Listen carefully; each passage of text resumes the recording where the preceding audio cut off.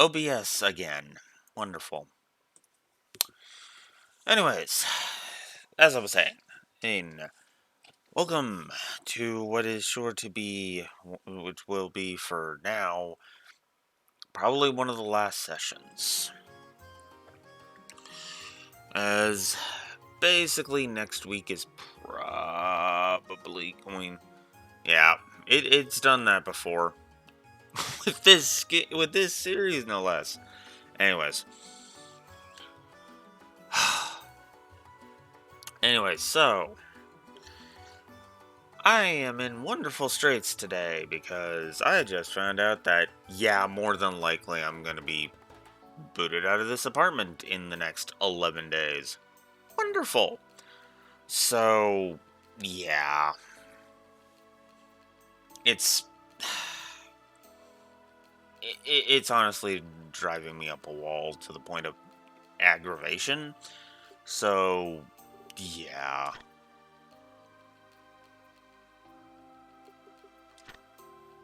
So, let's see. Um.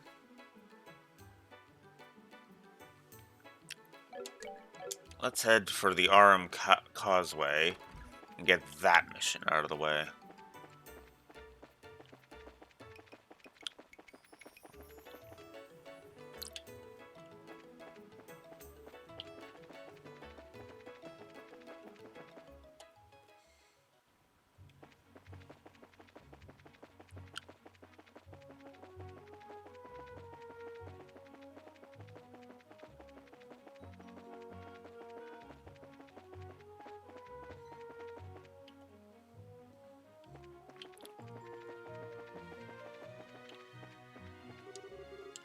That's that way.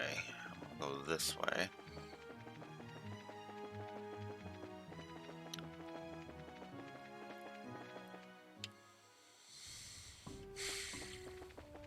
The Erliton checkpoint.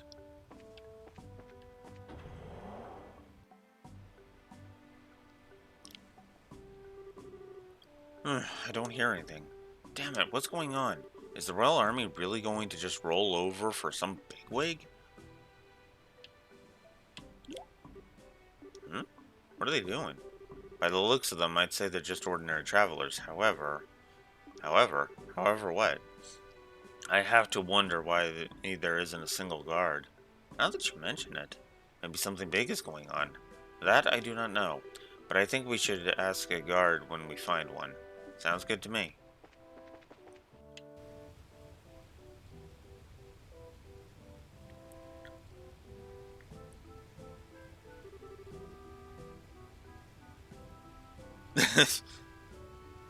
So, has His Grace changed his mind? He is not the sort to do so once he has decided on something. In light of that, I believe he'll be staying here. I see. Then we'll have to wait for the bracers to arrive before we can do anything more. I'm afraid so. If that's all, then I shall take my leave. Wish us luck.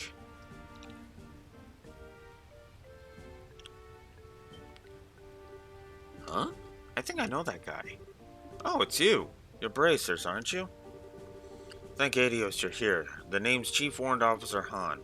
It's nice to meet you. I'm Estelle, bracer in training. I'm Joshua, also in training. The bulletin board said that a traveler was causing trouble? Yes, I'm afraid so. We do have an unsavory character, and dealing with him is proving most difficult. Do you think you might be able to help us out? Sure, why not? Thank you. You'll be doing us a big favor.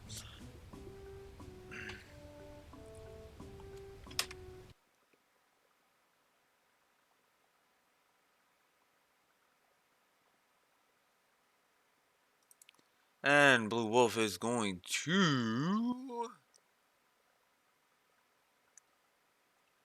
say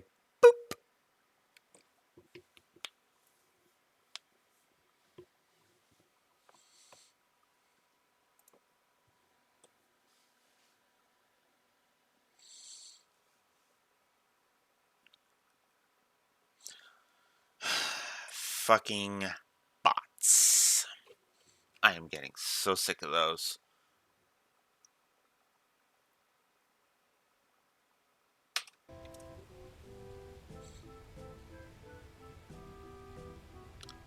Okay, let me fill you in on the details.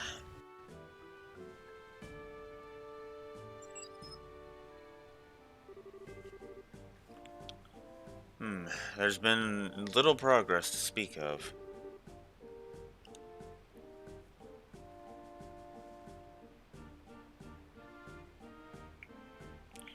This phone can have all notifications turned off.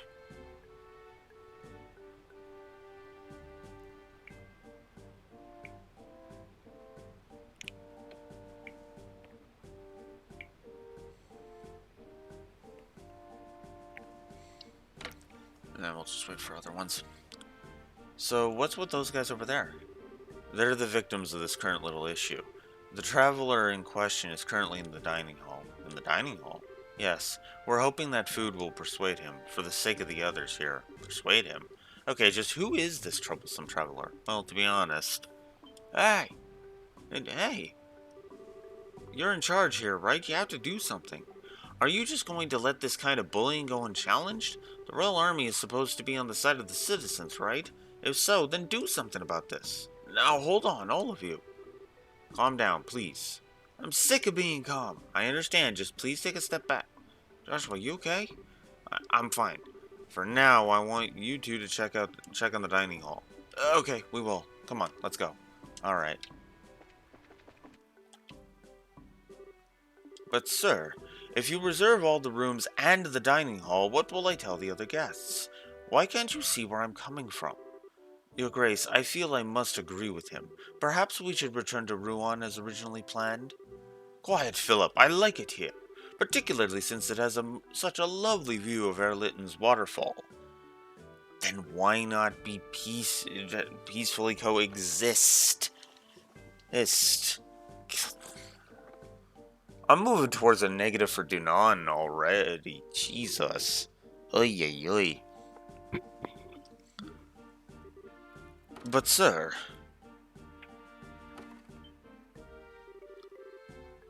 It had to be you, didn't it?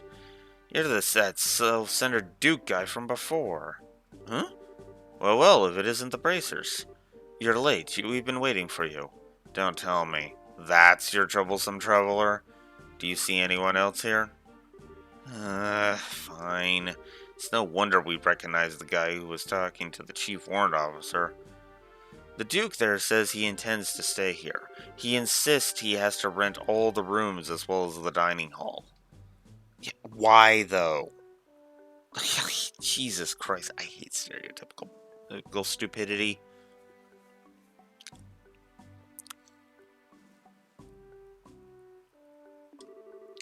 He really is as selfish gets, isn't he? Oh dear, he is a troublesome fellow. Royalty or not, what does he expect us to do? Make everyone else go camping?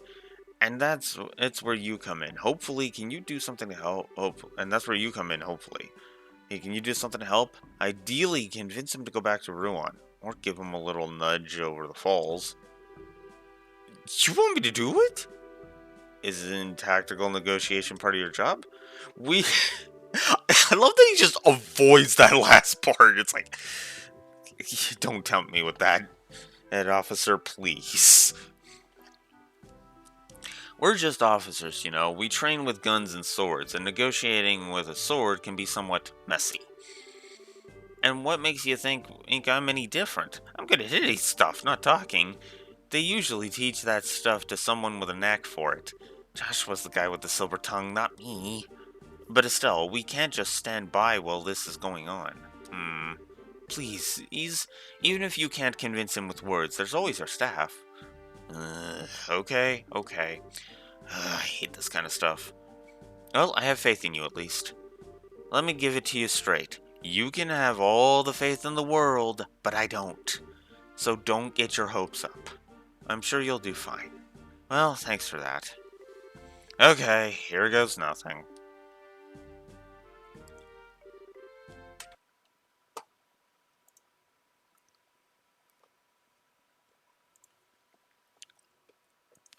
As Blue Wolf pulls up his walkthrough to do this. Um...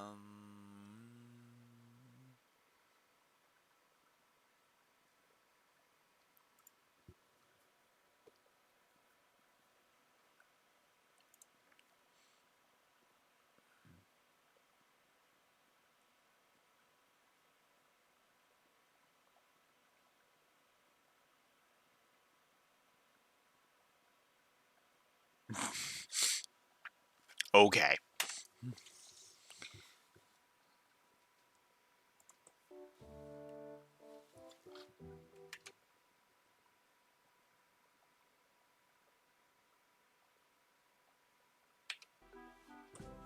Oh, I remember you.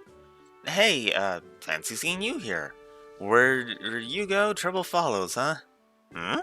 Who are you talking to, Philip? Okay, gotta start this off right. Greetings, Your Grace. I am here to collect you. Collect me? I don't recall ordering someone to do so. And where did you travel from? The mayor's estate. Wait, he asked for me to come here. Ah, I see. That is quite admirable of him. But I have no desire to return to Rouen on this evening.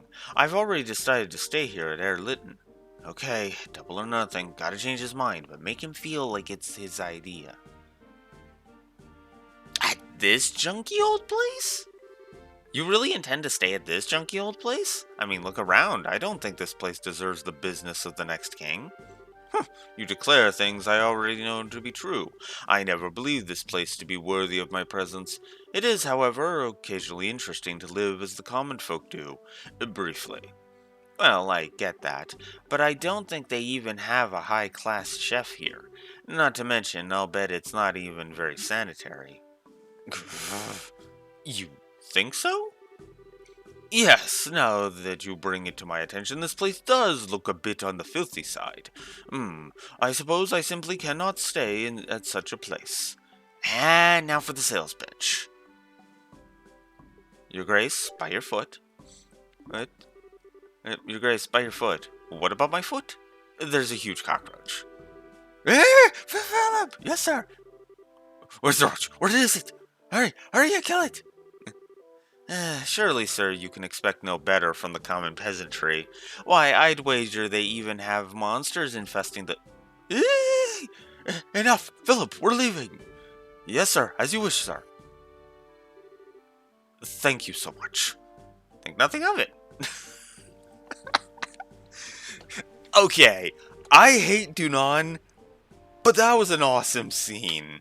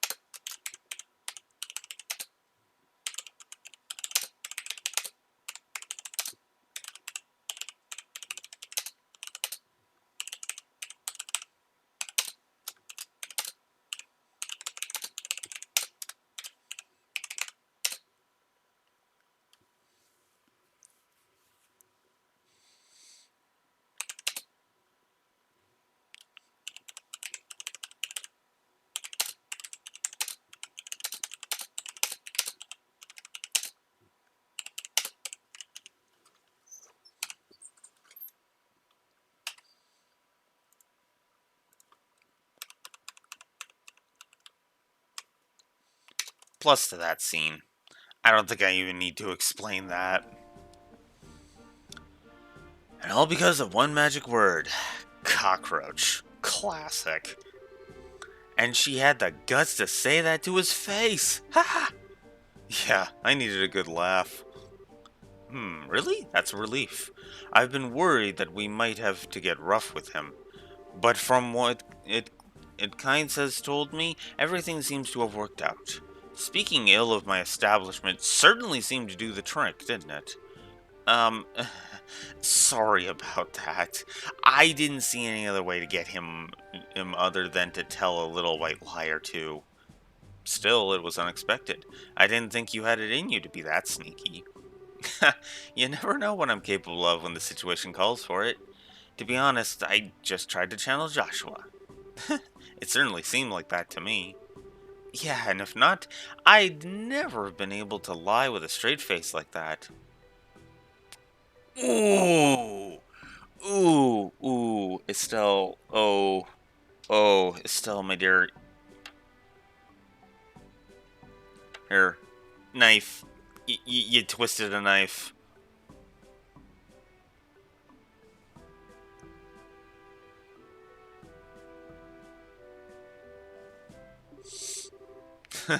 Well, lies come in all shades.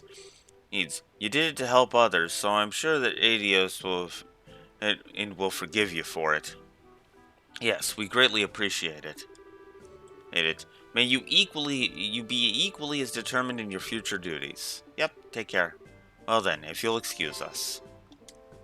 Alright, so make him leave is done. Excellent.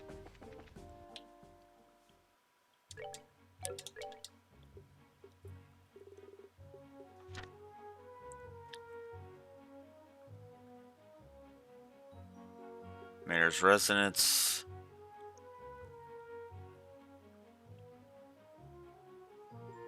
Maybe we should get the escort job out of the way.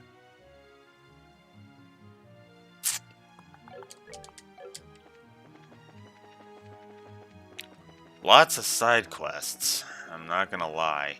And of course, this is a 100% run, so who knows if I'm going to be able to do this. Yay.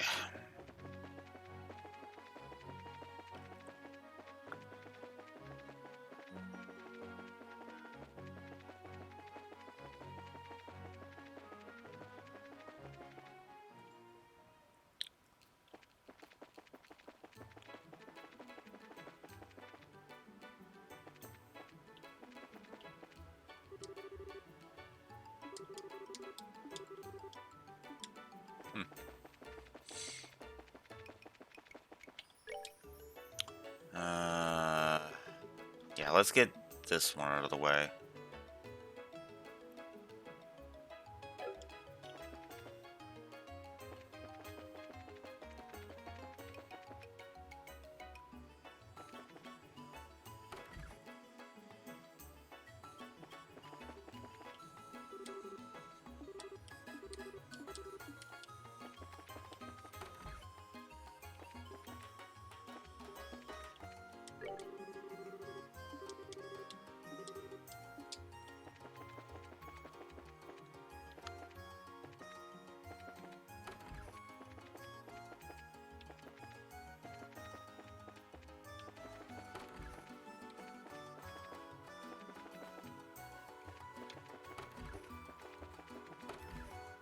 Figured they'd be over here, but nope.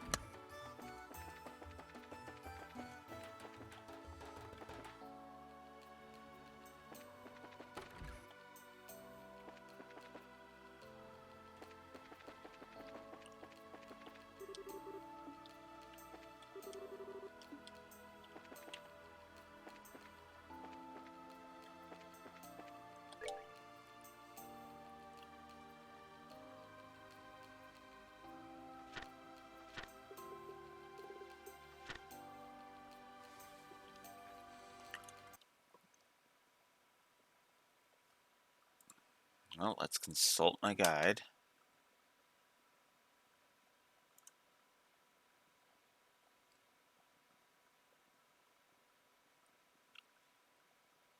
Oh.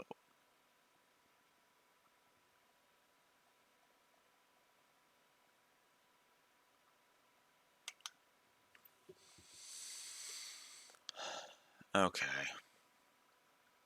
Should probably get a Secret of the Old map started before we...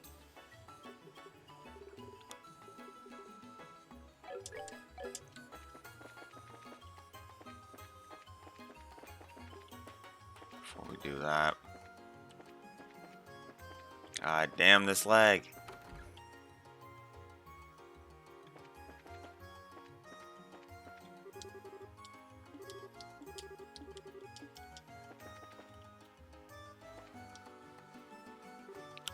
Hmm? I saw you guys the other day. Nice to see you again. Oh, hi. You're the guy we met on the beach, right? You can call me Jimmy. You really saved my skin before, so let me thank you again. So, have you checked out the bulletin board today? Well, yes. But why in Liberl did you pick here to meet of all places? Well, I kinda stand out here, don't I? Hey, I mean, it costs a lot to put up one of those requests, and I figure people will see me here and ask, "Hey, Kay, why are you in the chapel?" And then I'll be like, so that you can help me find some awesome treasure. Well then, how about we get down to business? That request of yours certainly sounds intriguing. Glad you agree. Yep, I actually just acquired an ancient map a short while ago, and you wouldn't believe it if I told you. Wouldn't believe what now? It leads to the treasure of the great pirate Shermer. What? No way. But I don't really know who that is. You've never heard of Shermer? Shermer? Aren't you from Ruin? Or wait, are you from somewhere else? Either way, Shermer. Shermer, how can you not know? Don't go making assumptions. If memory serves me correctly, Shermer was a pirate that used to work in the waters around Ruin around 100 years ago. Precisely, nicely done. Leave it to the Royal Academy to teach the right things. Shame about the uniform, though. Wow, you know a lot, Chloe. Come on, Estelle, it's not that impressive. It's just a story I heard, that's all. I'd like to ask you to look for Schreimer's treasure. The location is marked on the map. Yep. Do you remember where I was when we met before? It was a pit in a sandy beach. The Gull Seaside Way, right? Exactly. The map has a pit marked. Right. Is that why you were there? That's right. I was conducting a field survey, and since I found the place, monsters have started showing up. So I figured that I should get some professionals to take over. So what's next after the pit? The map shows an X to the northeast of it, or to the southeast of it. I figure that's got to be the location of the treasure. You might be right. Oh yeah, I need to make a note of this. Well, let's take a minute to work out a plan. We go to the beach in Ruin, find the pit, and go directly southeast from there. Well, that's that then. You've done a great job. Thank you. But will we ever find it? All we know is to look southeast from the pit. Oh, really? And considering how wide the beach is, it still leaves a large area to search. Yeah, we don't have enough information. Hey, come on, guys, don't be getting all negative on me now. If you comb every inch of the beach on the Gull Seaside Way, I'm sure you'll find it somewhere. So, in other words, treat it like a test of endurance. Sounds right up your alley, Estelle. Well, I suppose you're right. But still, it wouldn't hurt to just have a tiny bit more to go on. It's not the most efficient way to go about it. But what other choice do we have? We'll just have to search the beach from top to bottom and hope we find something. I guess you're right. Okay, if we find anything, we'll be sure to let you know. I'm counting on you. Any treasure we find, we split equally. Alright.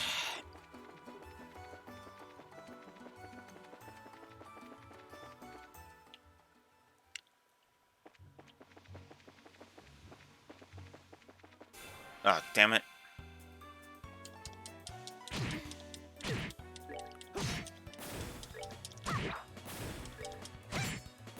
Well, that takes care of that.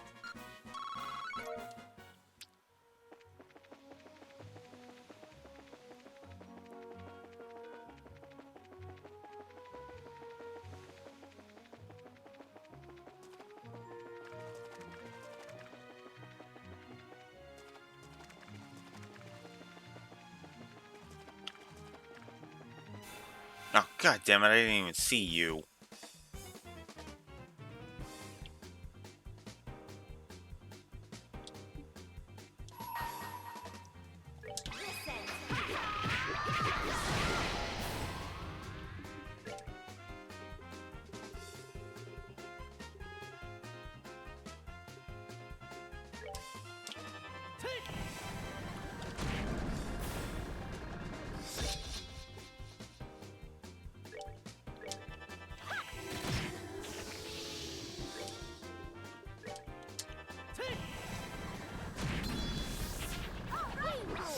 I only got 2 of them.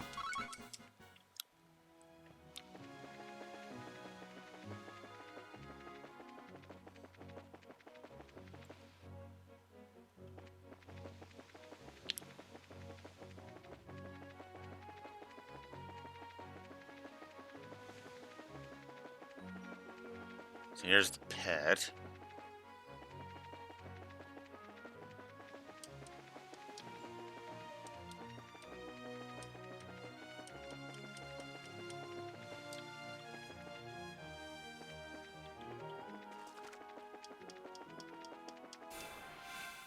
Guess we can get the monsters out of the way.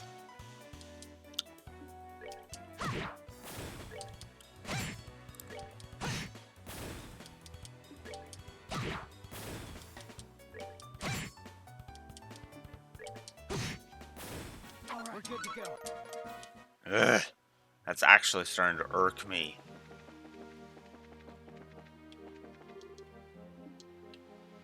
Alzheimer's much? What? I forgot. That's right. If you look in the treasure chest, there's actually messages.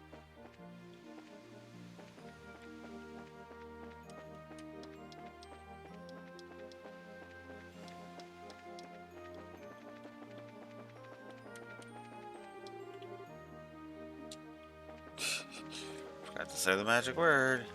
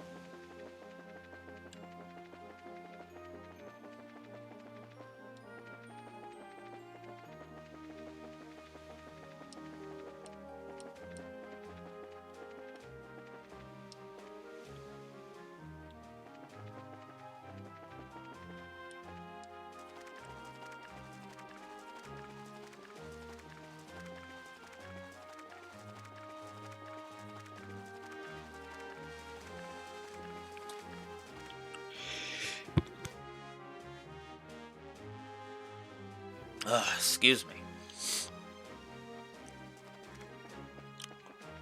Glad I caught that. Whew.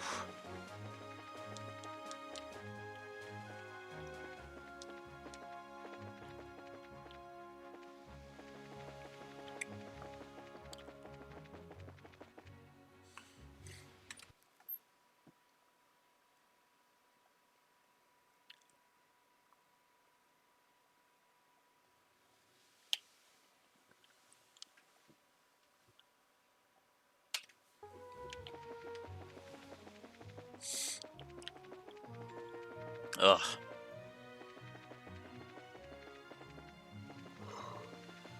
Oh, apparently. Excuse me. Apparently it's over this way.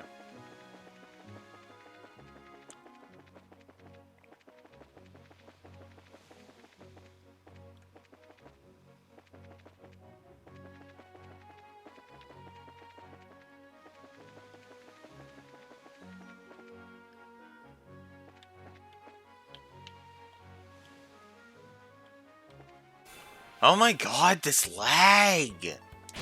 Jesus! It's like, game, I am trying to do something. Now will you fuck off with the lag? That's that. Let's move out. Wow! Look at this fucking lag! Jesus.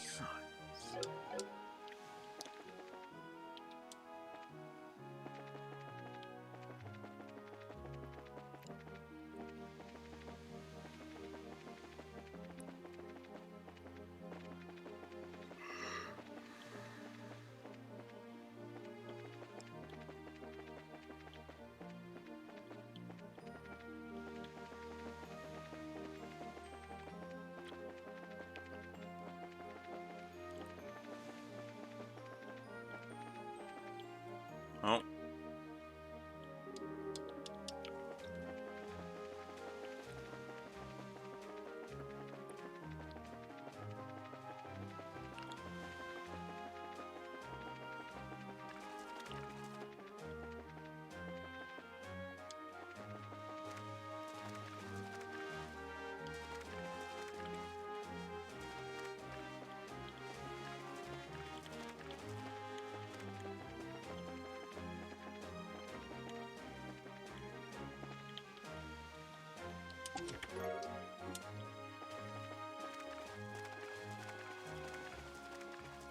Oh, here we go.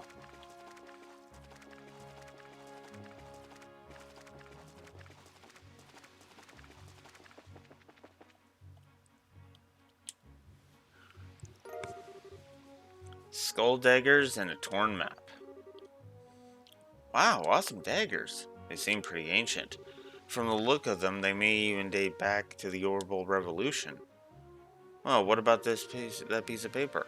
Looks like a piece of a sea chart. Do you think maybe this is the treasure that Jimmy was talking about? Sorry, but I don't think this has anything to do with it. I'd say this probably washed ashore from somewhere else. It might have been cargo from a shipwreck. Yes, I believe you're right. I heard that such accidents happened often long ago. Oh, so before airships, everyone traveled by water, right? I wonder if this beach is right on the old trade route or something then.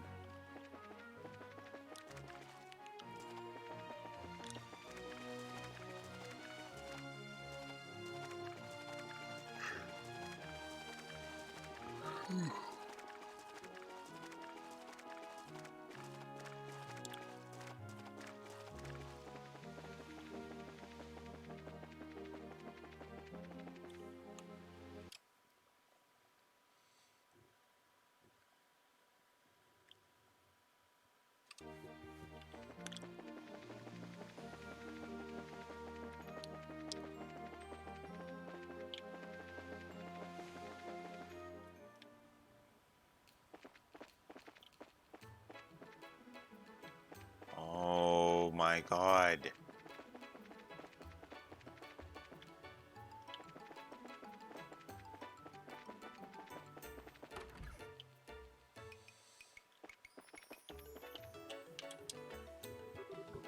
Hey, Jimmy. Oh, you're back. Any sign of the treasure? Well, we haven't found anything substantial yet, but we did find a couple of daggers and a beat-up map. A sea chart! Whoa, this is big stuff. Please, let me see it. Hey, calm down. I don't want you to die from excitement or anything. Whoa, is this what I think it is? Oh, wow, this is incredible. This is one of Schreimer's treasure maps. What? Ooh, excuse me. What? Now hold on a sec, mister. You just said a minute ago that you had the treasure map already. That had been a treasure map. My map shows the location of this map, which shows where the actual treasure is. This is getting confusing. But I found the chart inside a barrel. Let's not worry about that. Sometimes we have to just suspend our disbelief to get through the day. It may seem a little strange that we'd find a sea chart like that, but I kind of want to believe that there's something to all of this. As do I. Well, it is something to think about. Well, as long as our client is happy, we're happy, even if we're also so very confused. Oh, that's right. Hey, Jimmy, what about the daggers we found with the chart? You guys can keep those. I don't have much in the way of Mira, so it's the only payment I can offer. Please take them. Share it in the mystery with me. Okay, thanks. Wow, this is really amazing. This area chart is a spectacular find. Looks like I'll be busy again real soon. Whoa, I can't stick around here. I gotta take this to O'Neill. And get it deciphered. He's gonna flip. Who's O'Neill? Later, thanks for your help. O'Neill. Okay, now I get it. So who is he? He's an older gentleman who runs a general store. He tells lots of interesting stories, but he tends to blow them out of proportion. Yeah, I get what you mean. So I guess that Jimmy's been taken in by the old man's tall tales? Yes, it would appear. I knew it sounded too good to be true.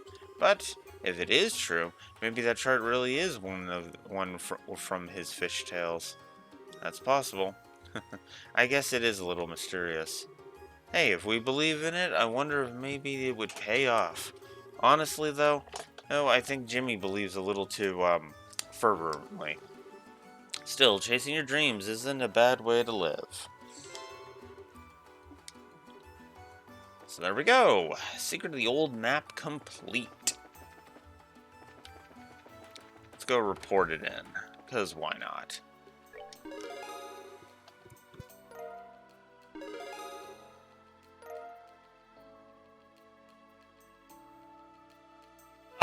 Excuse me.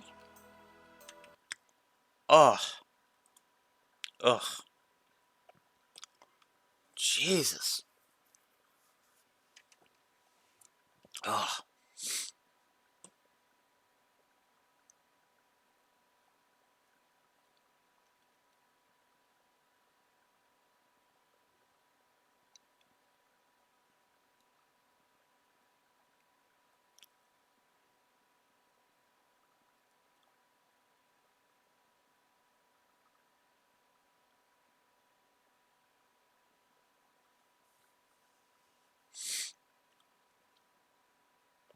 Ugh.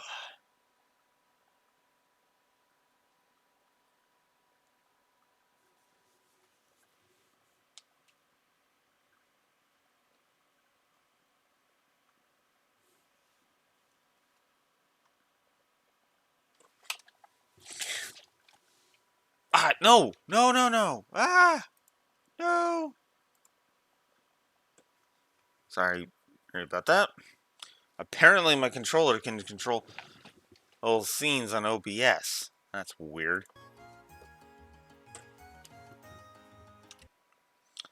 Okay.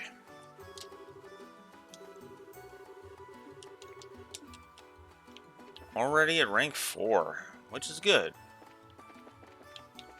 Alright, let's go do the escort job next.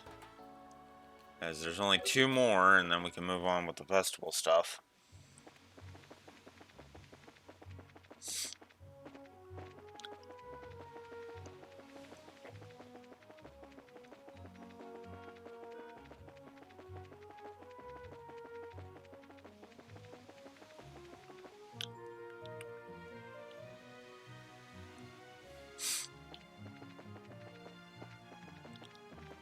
What's wrong? What's wrong, Neko?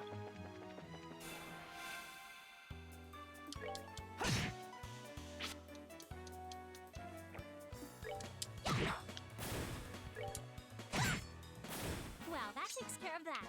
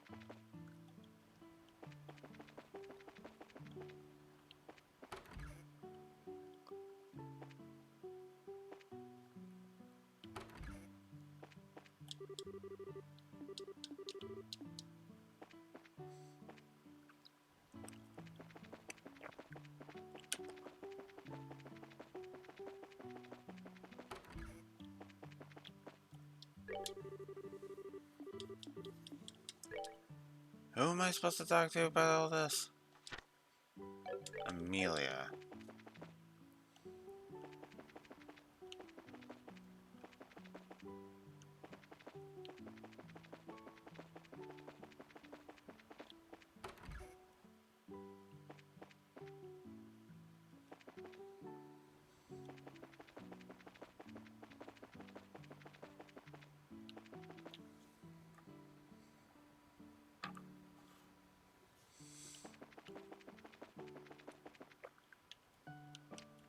Ah, here we go. Huh? Are you all with the Bracer Guild? Yeah, we are. I guess you must be Miss Amelia? That's right, I've been waiting for you. The assignment said something about an escort mission? Guarding someone who's headed into the mountains? Yes, that's right. I want you to protect my uncle. He's going through the Corone Trail. Oh, he's traveling to Bose, right? No, not exactly. He wants specifically to go to the Corone Trail. Huh? How come? Why would anyone want to just go there? He said something about looking for some rare plants there. Here, I'm sorry, I don't really know what he's talking about. Ah, okay then. Well, I think we should ask him directly then. Indeed. Please wait a moment, I've already called him. This sounded a lot simpler when we saw it on the bulletin board. I have a feeling this isn't going to go well. Crone Trail is an extremely dangerous place. I can't imagine anybody specifically wanting to go there. No kidding. We'll never know if we don't ask the man, though. Ah, looks like he's here. Huh? Where's your uncle? Well, it looks like he's already set out. What? Set out? For Crone Trail, you mean? I think so, yes. And I asked him to at least wait until you showed up. I don't know what made him decide to just leave on his own like this. That's not good, not good at all. Why would he go there alone? It's like asking for a monster to eat you. It'll probably be even more dangerous in the dark. Rick, he should really be off the pass by sundown. I'm sorry. You came all this way for basically nothing. Don't worry about us, we're fine. I'm really sorry. I'll have a word with my uncle as soon as he gets back.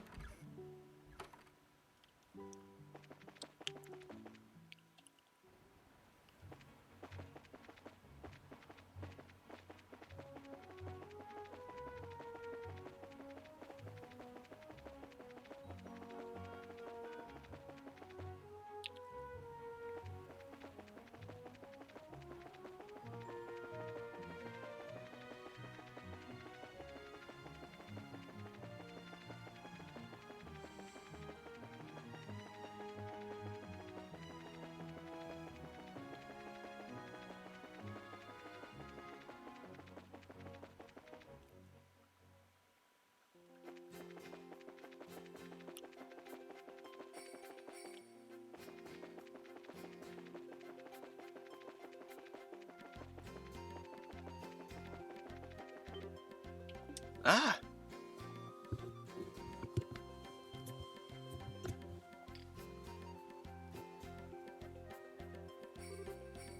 Hey there! Help! I need help! Come on, Joshua. Right.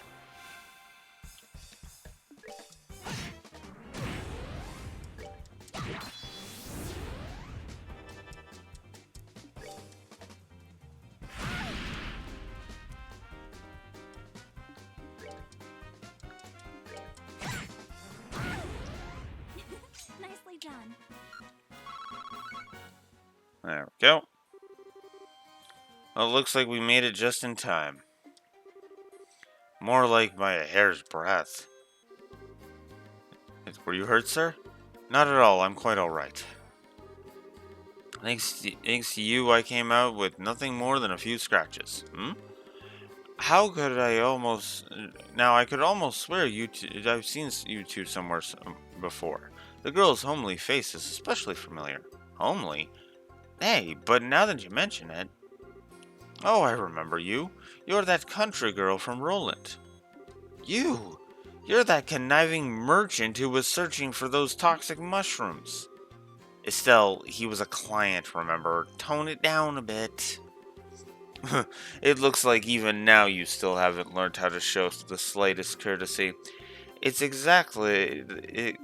It's exactly what I'd expect from someone raised in the boonies. How about you just shut up, you nasty food maniac? No doubt you were out here hunting for more bizarre ingredients, right? I've already gathered the valuable wild vegetables I came here for. These exotic delectables are far more unique than even that firefly fungus. With these in hand, my next business deal is going to be a success. Back up, buddy. What did you mean by next business deal? That firefly fungus didn't work out for you, did it? I am not going to listen to any more of this pessimism. There just happened to be no demand for them at the time, that's all, end of story. Estelle, when he mentioned the wild vegetables, that bring anything to mind? Oh, right. Amelia, it, who we met at Minoria Village. Amelia, you say? That's my niece, but what does she have to do with any of this? Eh? Which means you're her uncle? It certainly looks that way. Why? Has she done something? Actually, Amelia asked that we provide your escort, but when we arrived in Minoria, you'd already left. Is that so? I guess it wasn't very nice of me to take off like that. But it couldn't be helped. I had to come up with a real eye-catcher before my next business deal. And because of that, you almost ended up being some monster's next meal. I'm pretty sure you can't do business deals while in the belly of a monster. Once you get back, you should apologize to Amelia. I'm sure she's worried sick about you. Alright, fine. I promise to talk to her about my next business deal in Grand Seal, when my next business deal in Grand Seal is done. I think that would be a good move on your part, too. Okay, let's get going. We'll escort you back to town. You have my thanks. I'm in your hands.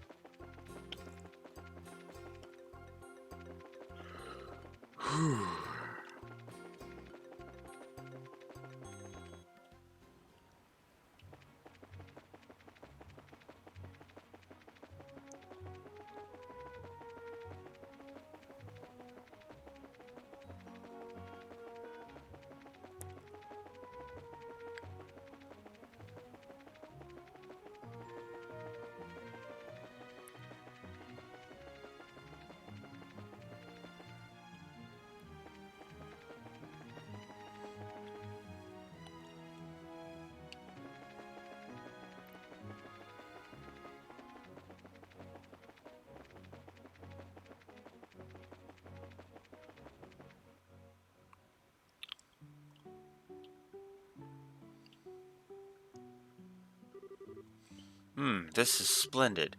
I am greatly obliged to you for today. I do hope that the matter from earlier can be forgiven and forgotten. It would seem that we are united by fate. When next we meet, I hope we can see one another as business associates rather than mutual nuisances. I'm okay with that. What do you think, Estelle? Sounds good to me.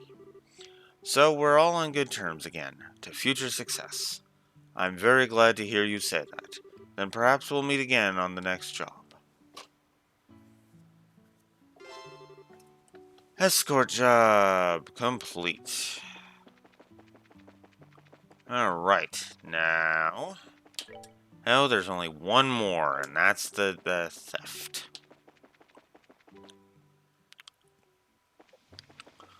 Ugh.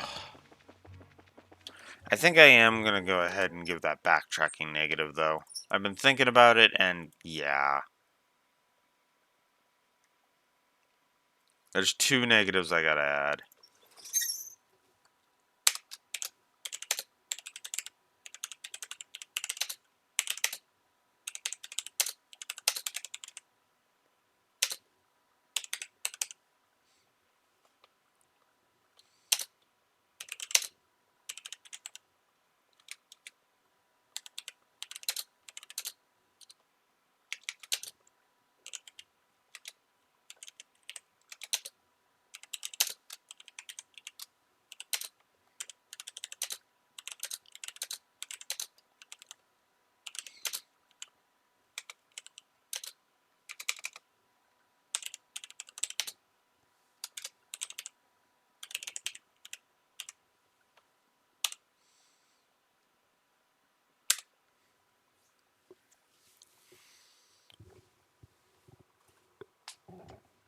Ugh.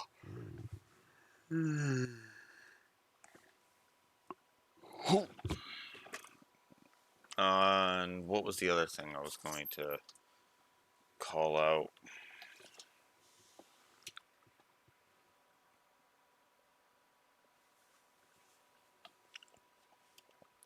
I guess we'll leave it at that for now.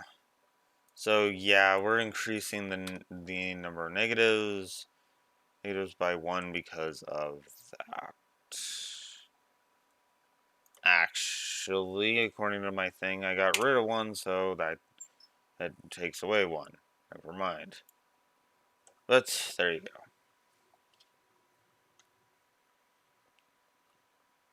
go. Excuse me. Holy crap.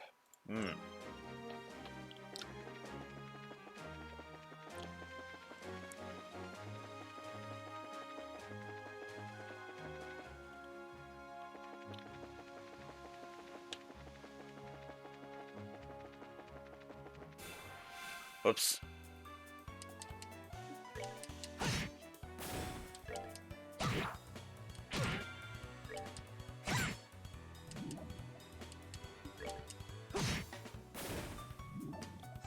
So yeah, the gimmick of these things is they multiply.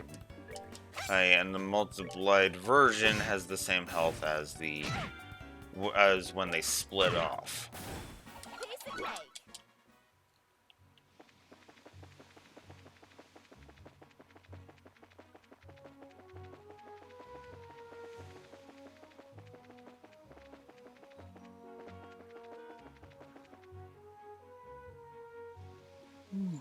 Excuse me. Holy fuck.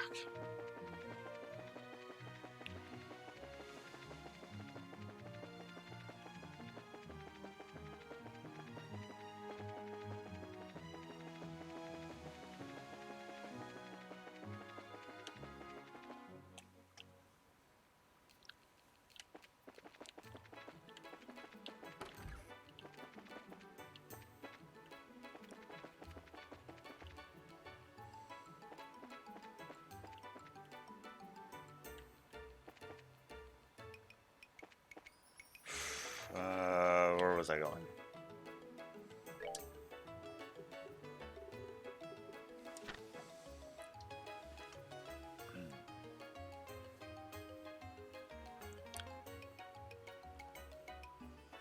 Mayor's residence. There we go. Excuse me. Fuck. God, I can't stop yawning today. Jesus.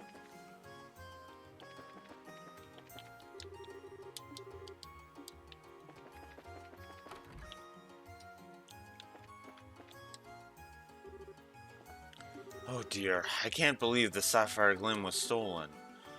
And why now of all possible times? Ah, you're here. I've been waiting for you to show up.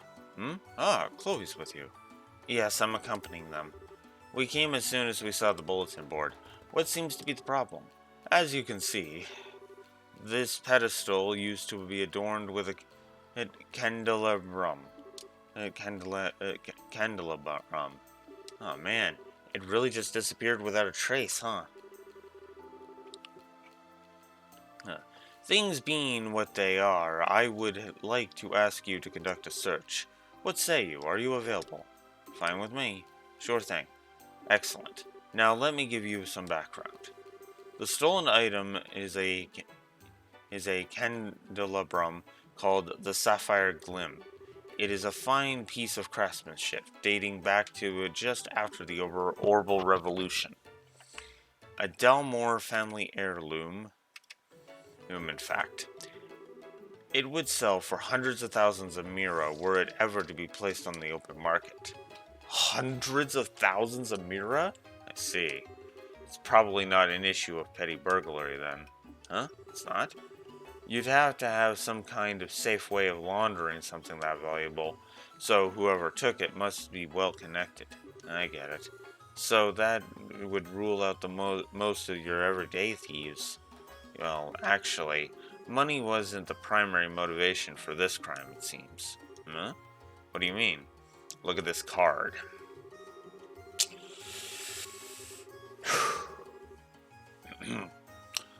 That which nests here is a beast more dire than any other. Continue to give praise to the spirit whose blue light was lost in the darkness. Free the spark it left behind, and I will be free. Ah, seeker, the eyes of Adios see only the truth and pass it on to you.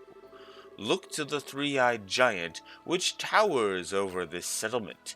Do so, and the blue light will be revealed. Phantom Thief B. So, this is our introduction to this guy. Hi. I'm not going to give his name out now because he'll play a bigger role in the future Sky games, but yeah, even right here, there were hints at him. What's this? A note left behind on the bare pedestal. It appears to be written by the thief himself. He wants us to know he did it? So I'm inclined to believe. Get out. If all he was after was money, this is a wee bit excessive. What he wrote must have some significance. It almost sounds like some kind of poetry. Blue light lost in the darkness. I'm guessing the blue light refers to the stolen in Candlebrun. Yes, I'd imagine so. The Candlebrun is said to have been made at great pains by the townsfolk and given us as a gift. That might explain the give praise to the spirit part. Oh, I get it. So what about the last part? Sounds like it wants us to look for a specific direction. Look to the three-eyed giant which towers over the settlement. Well, it certainly sounds like he's trying to tell us where to go. And the destination has to be important somehow. The settlement bit probably refers to Ruan, so there must be some kind of three-eyed giant somewhere in the city. A giant. Well, it's obviously a clue. I've made note of it. I'll make a note of it. I can be of little use in this matter. I must be off soon, as I have other work that I must attend, and so I shall leave you to your investigation. Imagination. Sure thing. So, first thing is to search this room top to bottom. That won't be necessary. Why not? It has already been looked over by the residents. I'd like you to search the surrounding area. But the card left you with a distinct clue to follow. Don't tarry. Hurry, that candelabrum must be recovered. I see. Then we shall abide by your wishes. I guess the client is always right. Please understand, I have no desire to interfere with the professionals in this matter. I greatly appreciate your understanding. Now, I'll leave you to concentrate. I'll be upstairs, so let me know if anything comes up. Man, this is a strange case. I guess we just have to see where the card leads us. There must be a hint somewhere in Ruan. I guess we'll just have to be patient and stay focused. Come on, let's get moving.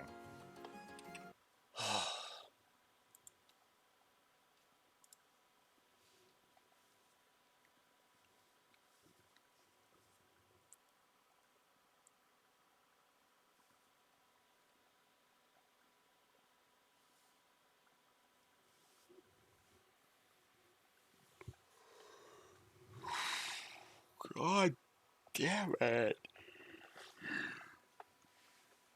Oh, can I at least last longer than this? God damn. I'm going to assume Neko had some internet trouble. That's why maybe she's been quiet lately.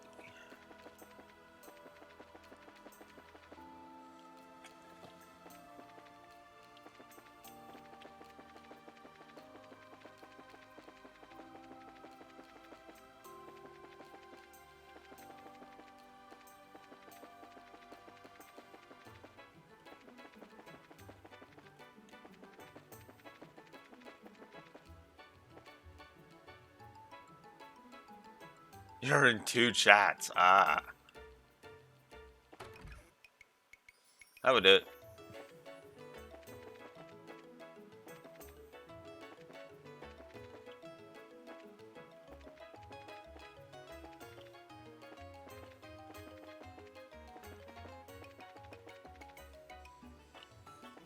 Understandable.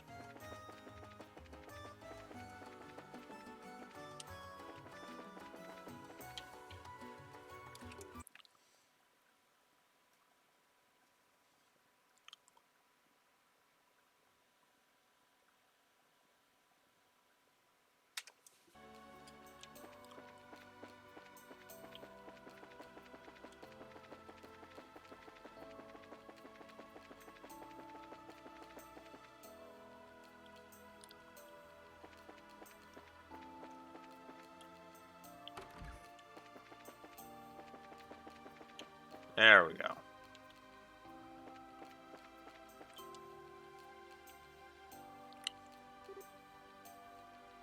Hmm. Hmm? What's wrong? Hey, that's a card, isn't it? Let's have a look. It's definitely it. It's the same card that we saw in the mayor's estate. I see. So this is the card, what the card meant by three-eyed. Ah, I see. This might be the three-eyed part of the clue.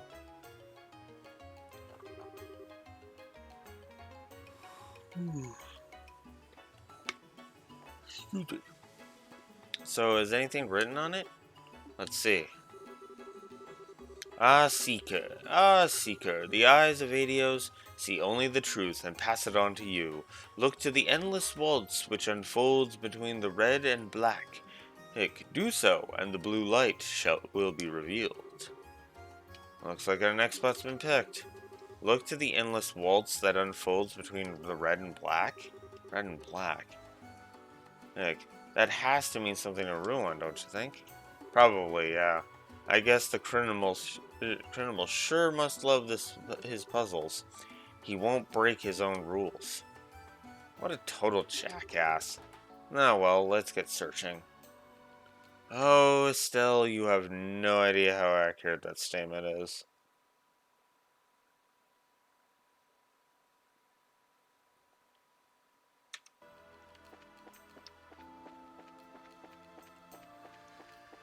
Ooh, god damn it, excuse me.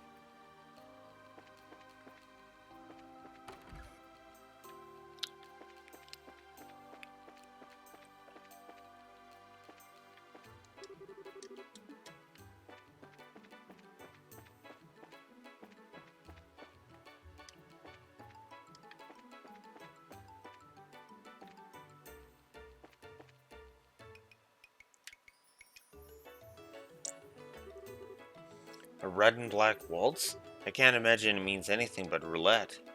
I think you're right. Let's check it out. Is there something you're looking for, sir and madams? Sorry, but we'll be done in just a moment. Ha, found it. A card is glued to the surface. So it should have the next message, right? Yeah, let's have a look. Ah, Seeker, the eyes of Idio see only the truth and pass it on to you. Rest at the land harbor, and look to the one-eyed lion. Do so, and the blue light shall be revealed. Okay, I've added it to my bracer notebook. The important parts are probably the land harbor and one-eyed lion. One-eyed this time. It always made more sense. It always made more. It always made more sense once we got there before. I doubt this time will be any different. Yeah, I guess we need to get a move on. A madman's clues must be followed, after all. Huh? Sorry to cause all the fuss.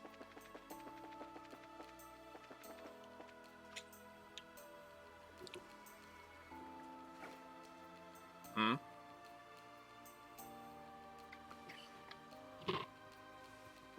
My door just randomly opened.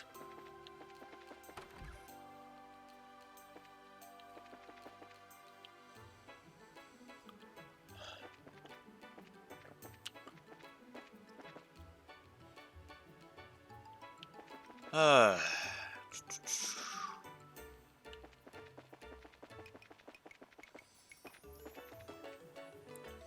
you aren't, if you don't mind me asking, and if you're not too busy, Neko, what are you and Merton racing?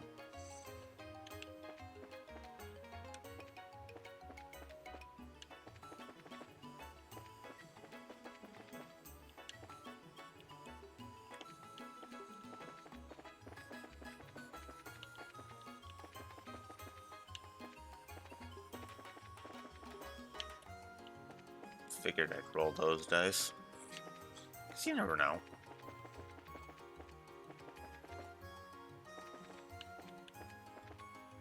Low risk dice roll, you know. Nothing on the line.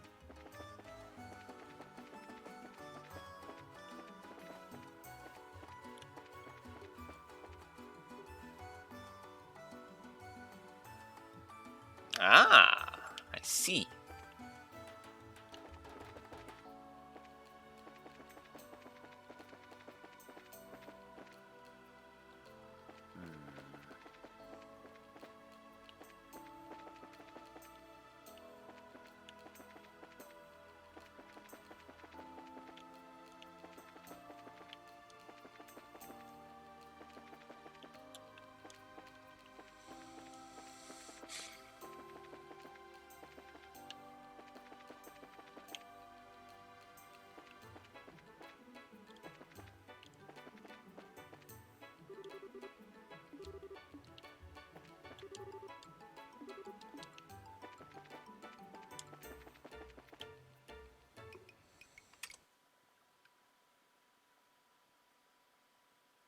Oh, I'm in the wrong spot completely.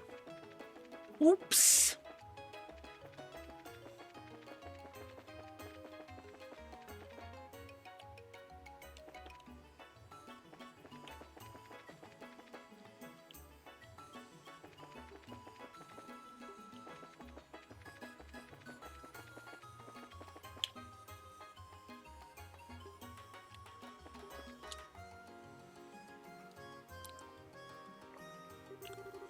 I get it, the one-eyed lion. I wonder if there's a way to keep it from seeing you. This must be the land harbor. No doubt about it. Alright, let's see what we can find. Okay, I found the card. We should confirm its contents. Right. Ah, Seeker, the eyes of ADO see only the truth and pass it on to you. Beyond the drawbridge, look to the barrels near the steel crane. Do so, and the blue light will be revealed. Another weirdo clue. Now it's a steel crane? Sounds suspiciously easy to figure out this time. The drawbridge it mentions is probably the one over in the harbor. Eh, how much longer are we going to have to do this? I'm sure we must be nearing the end. We just have to keep going. Okay, Estelle, what do you need to pick up your spirits?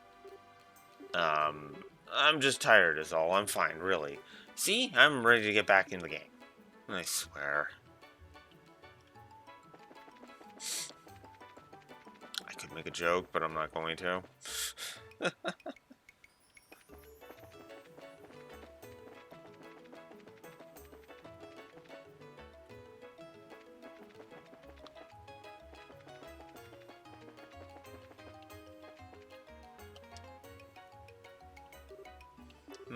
That's weird.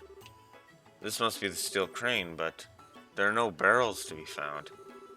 Well, what the heck is this stupid clue supposed to mean then? Hey, mister. What is it? You seen any barrels around here? Barrels? Can't say that I can recall. The warehouse is packed full of them, though. Oh well. The warehouse? What's wrong? I was just thinking. Didn't we find the warehouse key earlier? Yes, at Mr. Harg's request. And we haven't talked to him either, right? The barrels near the crane were moved to the warehouse. I get you.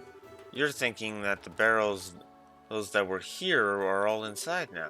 You're probably right. Nice going, Estelle. It does happen from time to time. Okay, let's go see what Mr. Harg has to say.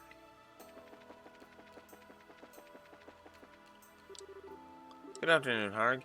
Rick, we have a question for you. Me? What do you want? I was wondering what kind of work you were doing when you lost the key. You said you were moving the barrels near the crane to the warehouse. Is that correct? Yep, sounds right. It was actually just one barrel, though.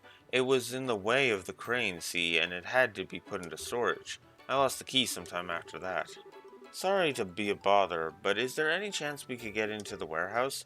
We'd like to examine that barrel. Well, management doesn't approve of outsiders entering our warehouses. It's prohibited, in fact. The stuff that's stored there is supposed to be secure, you know? Our job's at stake, so I really can't let you inside. Man, that's a problem then. Still, I owe you one. I'll see what I can do. Oh, you just want to check that one barrel, right? Yes, that's correct.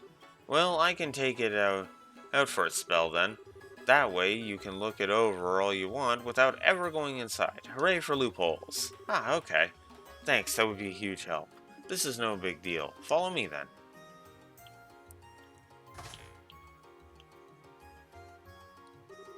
Okay, it's open. Hang on a second here. Oh, Mr. Portos. What you doing around here? Oh, I just had a hunch about something. So I used the duplicate key to get into the warehouse and check on it. Huh? Duplicate? Didn't even know there was one. Anyway, who are these folks? Oh, they're bracers. They want to look over that barrel I moved in here earlier. It's part of their investigation. Ah, I see. But I'm afraid that only authorized personnel are allowed inside the warehouse. Yeah, but I'm the one who moved it in there in the first place. Should be okay if I bring it outside for a short while so they can look it over, no? Yes, that should be fine. Please assist them in their investigation. Surprised to see bracers coming all this way for an investigation, though. Oh, such young ones too. You guys do such admirable work. Well, we do all right. If you need any information, feel free to ask Hark. Now, if you'll excuse me. Thank you, sir.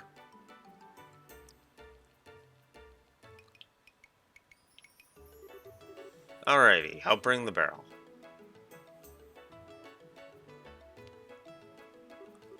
Ooh, sorry for the long wait. Here's the barrel you wanted. Wow, that thing's huge. Huge. And you actually carried it all by yourself.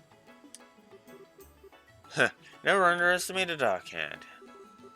I found the card, Estelle. Whoa, really? I must apologize most profoundly, for the barrel to have been moved was an error, or most inopportune. But the warehouse key was recovered, and you have made it here. I will reveal the truth unto you. Your reward will be what you have sought. Look within the barrel. The candelabrum you find will, no doubt, be returned to its rightful owner. Ah, time grows short. We will meet again. Phantom Thief B. I've got a bad feeling about this. This weirdo must have been close by watching us. Indeed. Hey, look at the card. Some of the ink is still wet. What?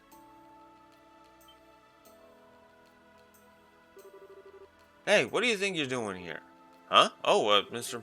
Portos, you said earlier that this would be okay. Huh? What are you talking about?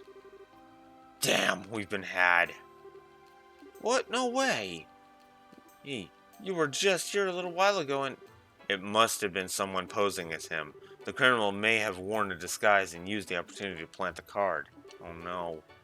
Well then we need to get after him. Oh, Estelle. Off she goes. Joshua, shouldn't we do something? I'm afraid it's probably too late. We messed up when we didn't notice the imposter before. I doubt Estelle will find any trace of him. I see. Let's just make sure the candelabrum isn't damaged. Retrieving it was our main priority, not catching the perp. You're right. It was written that it would be in this barrel. I pray that's true. Oh man, I hope that she isn't too disappointed that we're opening this without her. Like. And that's the story. We got the candelabrum back undamaged, but we haven't found any clues as to what about the whereabouts of the thief. All we know is that he calls himself Phantom Thief B. If only we'd found out about the fake sooner. He disappeared while we were running around in circles. No, you've all done a fine job. The main thing is that the Sapphire Glim has been recovered. The mayor is right. You've done exactly what was asked of you. Thank you for your kind words. But the fact is, we've still allowed the thief to escape. Yeah, we can't just let him get away with this. We'd like your permission to continue the investigation. If possible, we want to search the estate for any further clues. No, that's really not necessary. My request did not require you to catch the culprit, after all. You brought back the candelabrum. But, Joshua, I understand your passion for upholding justice, but there are other more important crimes which must be answered for. I do not wish to further monopolize your time over something so trivial. I've no doubt that there are others out there who are waiting for a bracer's help. It would please me if you helped those in greater need first. There. Understood. Then we will close our investigation. Oh, fine. And of course, I will compensate you fully for your time and effort. Now, if you'll excuse my rudeness, I must leave. I wish you the best of luck in your future endeavors. Thank you. We'll also be on our way then.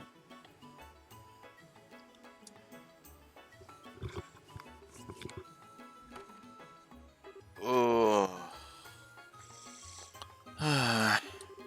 Well, that's taken care of, but I wouldn't exactly call it settled. So it would seem, yes. Hey, come on, Joshua. I know you've got something on your mind. Huh? Oh, yeah, a little. I was just wondering why the thief would take the candelabrum if he meant for it to be found. Good question. But it looks like we may never know. The newest card is what really gets me. It's as if this were designed as a test specifically for you two. Yeah, that's been bugging me too. We need to keep up our investigation. For starters, we still don't know where the crook sneaked in from. Why don't we do some sneaking around of our own and check out the estate?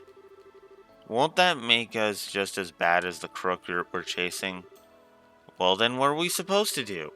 What choice do we have? We're supposed to abide by the decisions of the client. For now, we have to be patient. Alright, let's go. Like the mayor said, there's a lot that still has to be done. Oh, alright.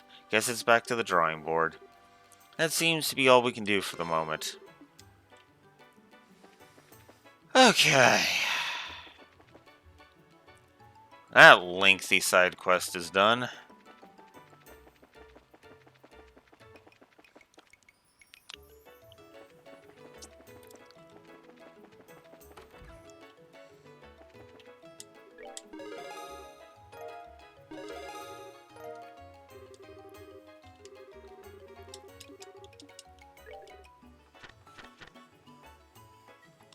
$173.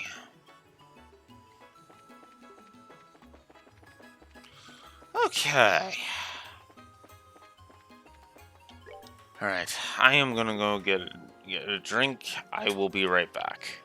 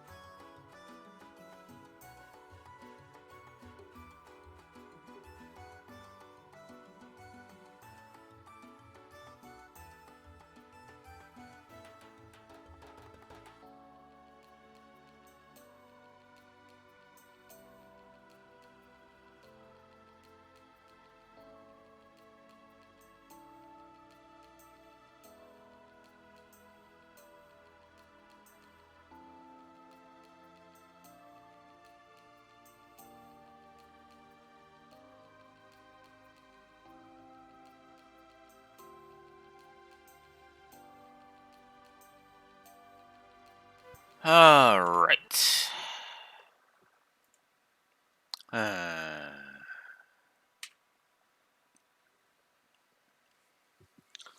Alright. That was all the side quests, right?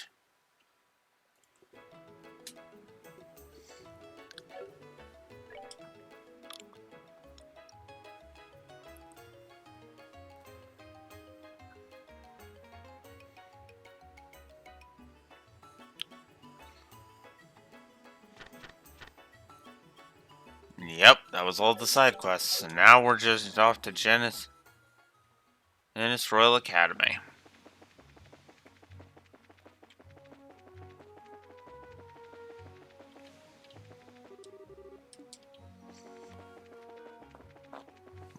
We're finally able to move on.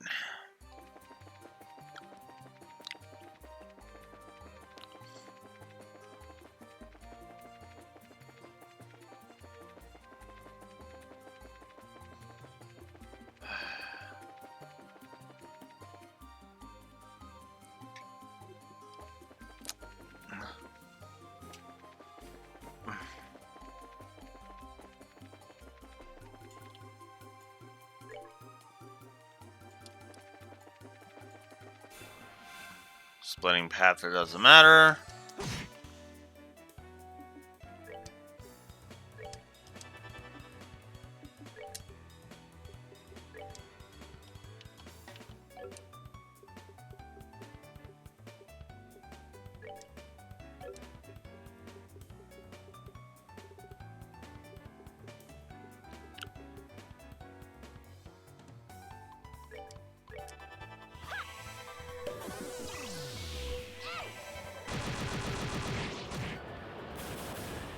Piece of cake.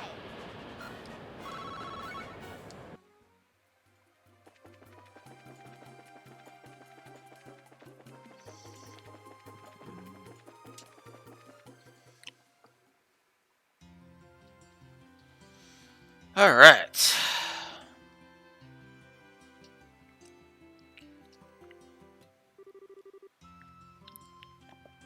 Wow, so this is the Royal Academy. I like it here. It seems so nice and relaxing. Perfect type of environment for studying, I'd say. Well, everyone's in class at the moment. It'll get pretty noisy if you just wait a little while. We're having the campus festival soon. Ah, so I guess people are busy preparing for it. Correct. I want to introduce you to the head of the student council, but she's in class, so I'll take you to the dean's office first. Why there?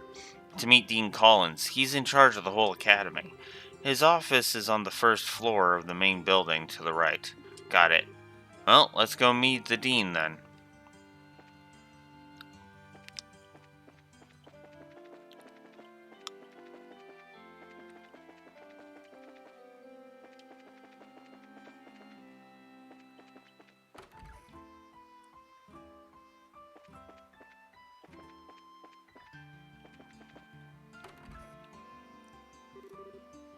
I'm back, Dean Collins. Oh, hello, Chloe. And who might you be? It's nice to meet you, Dean. We're from the Bracer Guild. But you're so young. Very impressive indeed. Are you by any chance here because of the fire at the orphanage? Yes, actually. I see. That's terrible. I wish I could do something to help. Well, first, there's the matter of cheering up the children. Perhaps I could start there. Yes, sir. In that case, I will work on the play with Estelle and Joshua. I think that's a good idea. Estelle and Joshua, I wish you both the best. Do what you can. Yes, sir. To the best of our meager ability. I'm letting the head of the student council handle the matter of the play. Her name is Jill. She can tell you far more about it than I ever could. I'll see about setting up dorm rooms for you. Huh? Dorms? Well, the campus festival is almost upon us. I'd imagine that you'll need to rehearse every day for long hours. And if that's the case, you'll need a place to sleep, will you not? Oh, okay. That would be greatly appreciated. Ah, lesson seems to have concluded for the day. Why not go and introduce yourselves to the president then? Yes, sir. We should go to the student council room next. It's to the right of the main building on the second floor of the clubhouse. Okay, let's go.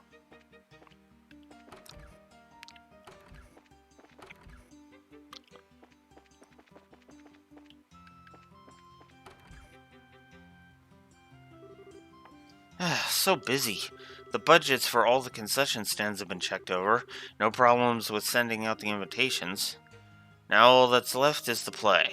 If we can't find anyone to fill the last two roles, the only option might be for us to fill them in ourselves. Oh no, there's no way you're acting in the play. The horrors I witnessed we first tried with those costumes on are going to haunt me for the rest of my life. Don't remind me. I never want to wear anything like that ever again. I'm back, Jill. Hello, Hans. Chloe? I heard about the fire. It must have been awful. Were the matron and the kids all right? Yes, they're fine for now. The orphanage was burnt to the ground, though. I see. Well, try to keep your spirits up. Fretting won't do anyone any good. The best thing we can do is make the play something the kids can enjoy. Yes, Matron Teresa gave us the same advice, so we'll give it our best. I think I heard something. I'll be right back.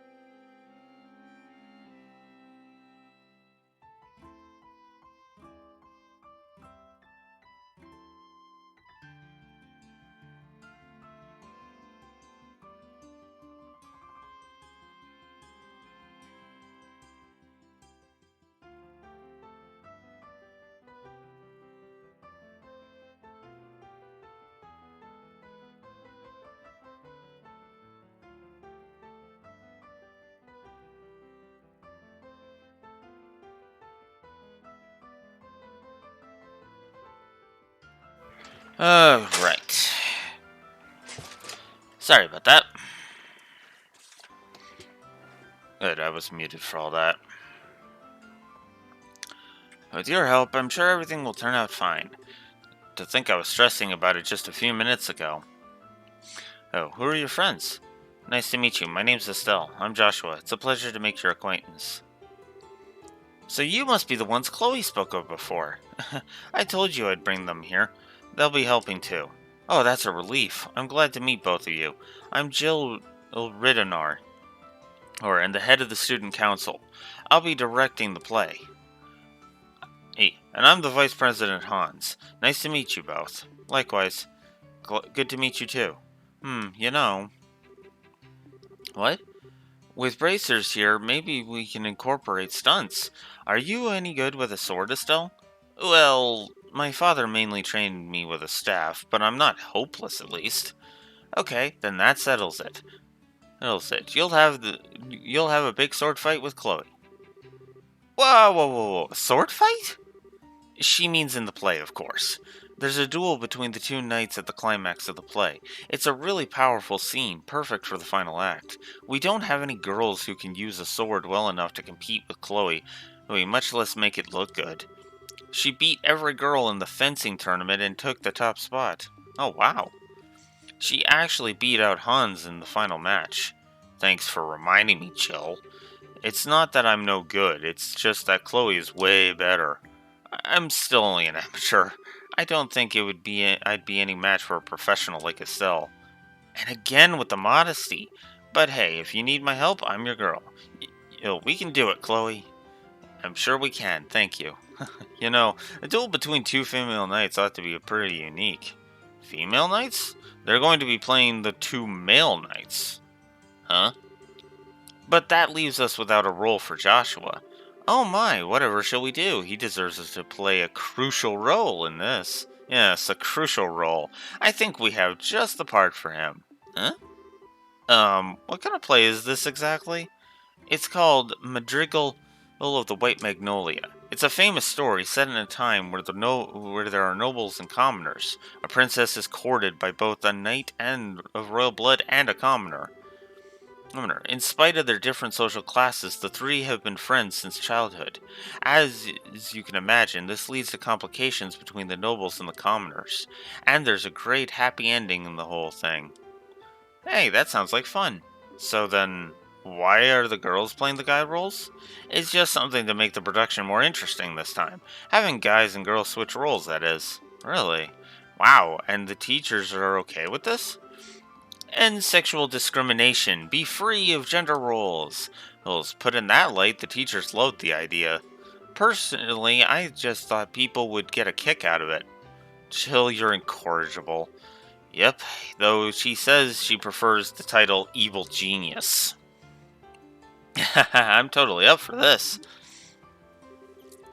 Hey, hold on a second. From what you're telling me, then, the crucial role you need me to play is...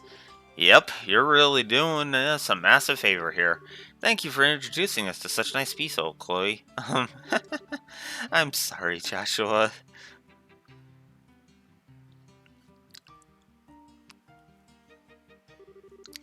So, these are our costumes? I figured that if we're playing knights, it'd be all armored up.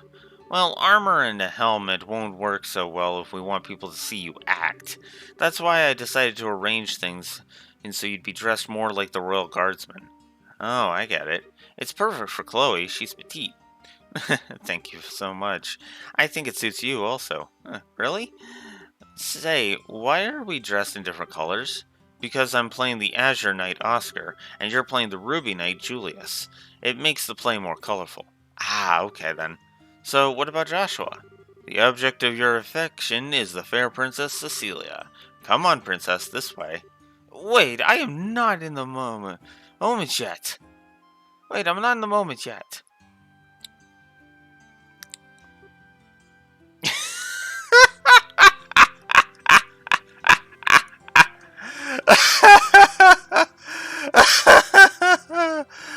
Oh, I freaking love this.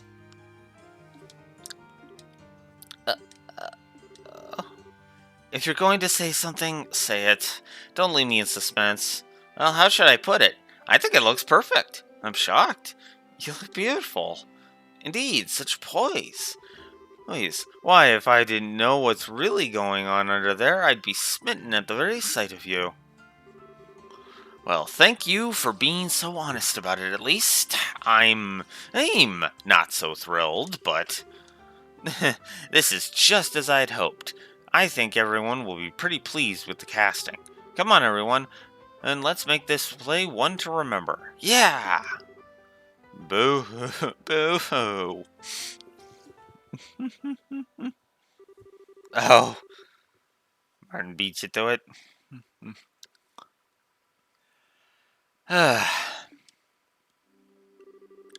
Okay, Estelle, please use this bed. Thank you. But that means you and Jill are in the same room. You two must be close. We have been ever since we first started here. And as roommates, we're pretty much inseparable. By the way, I have a proposition for you. What? Want to do be an honorary best friend of mine? After all, we're going to be working together. You don't mind, do you? Of course not. Not superseding me, I hope. We're a best friend trio, right? Yeah, of course we are. My new best friends, Jill and Chloe. Wonderful. Looks like it's just us girls in here. This'll be fun. No need to worry about boys prying eyes while we're here. Here, you make it sound so dirty. You're so innocent. You're so innocent. Like a little lamb. Oh, that's just mean. Just for that, I'm not baking you any sweets. Oh, well, pardon me. I apologize for offending you, Mademoiselle Chloe. Nope. Try again. What's wrong, Estelle? What's with all the staring? It's no big deal. It's just I've just got a little green monster on my shoulder. What do you mean? I have some friends back in Roland, but the most we ever did was have sleepovers. I think it must be nice to have someone close living under the same roof with you. What do you think, Chloe? I'm not sure. I don't really understand. And what would make you jealous, Estelle? Huh? I concur. I almost want to ask where you get off saying something like that. Why would you say that? Oh, come on. You got a traveling companion, don't you? Pretty nice looking one to boot. Who you've also, I don't know, lived under the same roof with? Are you talking about Joshua? That's kind of a silly question. You've got a hot guy with you all the time, and you're jealous of us living in an all-girl household? I'm playing a tiny violin for you, like minuscule in size. The world's tiniest violin. Shows what you know. Joshua's more like a big brother to me. Us living together is more like a family thing. Oh, a family thing, she says. I wonder if Joshua feels the same way. What? I bet that's not what a guy his age would think. It's gotta be tough for him always being around a pretty girl like you. Enough, Jill. I'm so sorry, Estelle. Jill has a bad habit of picking on people. Pfft. If we're going to start talking about bad habits, is there something you'd like to say? Nope, I'm good. Uh-huh. Come on, don't mess with me like that. And really, Joshua? I mean, come on, no way. Someone's in denial. Big time. Jill! Oops, I just remembered. I have to give my daily report to the teacher before bed. So good night, ladies. Sleep well. I swear. Oh, right. Estelle? If you'd like, I can lend you some pajamas. Estelle? Oh, what? Oh, right, pajamas. Sure, that sounds great.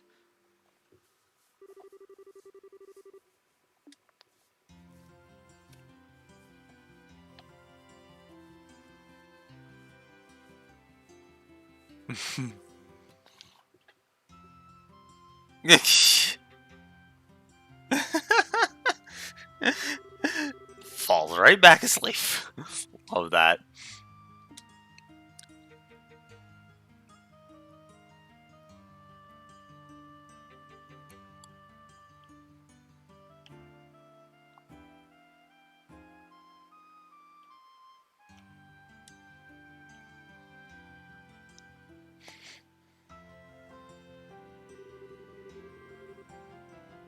Oh, nice.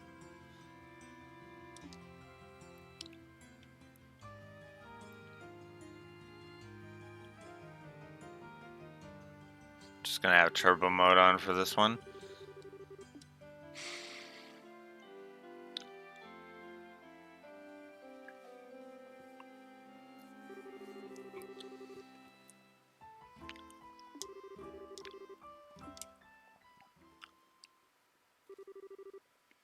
And the day before the festival.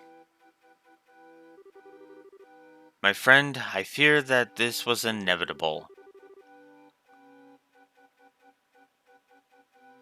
Oh, wow. Perhaps fate always intended for us to meet in so base a fashion. Speak, that we may both be unburdened, if nothing else, for our beloved princess. We would cleave a path through fate with our own hands, but at this moment my words and her smile seem lost. Has fear clutched your heart, Oscar? But what is this passion that pierces me to the quick, though I have no wish to fight you again, and it would seem that I am left with little choice. Before this storm, by the name of revolution, should claim us both, take up your sword, and we shall let fate decide. Yes, and by the goddess above, see our spirits as they truly are. Come then, let it be done. Indeed. Whew. Whew. Woohoo! I finally got through a scene with no mistakes. And a convincing performance it was. I've got nothing on you, though. I don't think you flubbed a single line. Well, I've been familiar with the script for a long time. I think I learned it at about the same rate you're going. I really appreciate you taking the trouble to rehearse. It's no big deal. You're kind of being my guide through it all. I think you would make a great bracer, personally. You flatter me.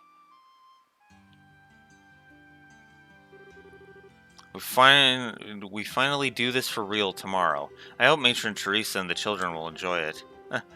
They really mean a lot to you, don't they? They're like your family. I'm sorry, did I say something wrong? No, you're exactly right. They're the ones who taught me the real value of family. Both of my parents died shortly after I was born. What? I was left in the care of an affluent relative. I never wanted for anything, but I really had no idea what having a family was like. It was 10 years ago that I met the matron. 10 years ago. Was that during the Hundred Days' War? Yes, that was when I came to Ruan. Everyone I knew had scattered trying to escape the Imperial forces. Matron Teresa and her husband Joseph took me in and cared for me. Wow. After the war ended, we waited several months for word to come of my relatives. She and Joseph were so kind to me. That was when I first understood what it must be like to have another mother and father, and how it must be to have a family to be with. Chloe, I'm sorry. I've been rambling. You must be bored to tears. No, not at all. Let's really show everyone tomorrow how it's done. Right. I was worried before, but I'm really excited now. Jill and Hans sure have worked hard on this, haven't they? Yes, indeed. But I think Joshua has really been the biggest help. I never expected him to be such a good actor. Yeah, he acted all uninterested, but he sure plays the role of the spoiled princess well. He definitely nailed the mannerisms. I've seen professionals turn in worse performances. Does he have any experience in theater? I don't really know much about his life before I met him. And whatever went on back then, he never wanted to talk about it. Oh, I'm sorry, I didn't mean to pry. Don't sweat it. He's always been the type to be good at whatever he does. He's always so calm and collected. Sometimes he gets flustered though, and that's when he's really cute. What? Perhaps our roles should have been reversed, huh? Julius and Oscar. Somehow I think you would have preferred to play Oscar. How come? Well, maybe. I mean, Julius is the son of a noble, and I sure don't know anything about that. That's not what I mean. It's more about, the ending. Oh, you mean how Oscar gets... Right. Well, it's just Joshua. And hey, do you mean you wouldn't like kissing Joshua?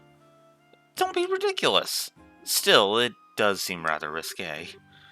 Come on, you're starting to sound like Jill.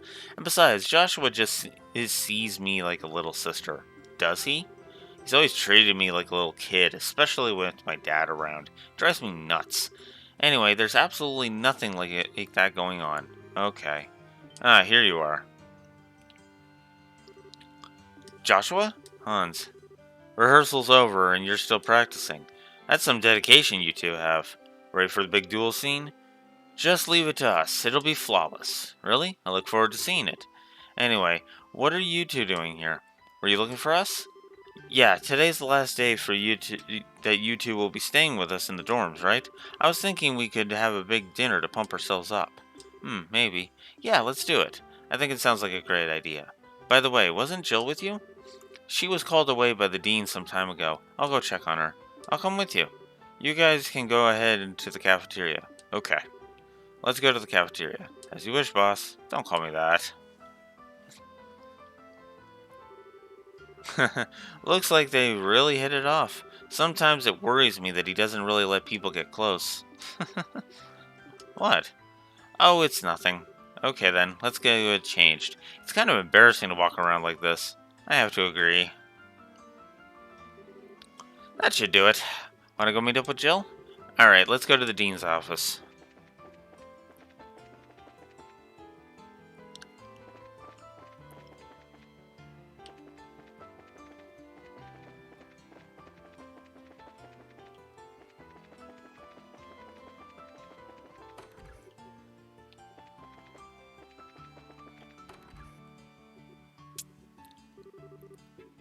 Hey, that's a great idea. That's our dean, always level-headed. You flatter me. Then I assume I can entrust the list to you? Yes, sir. I'll take care of it. Excuse us.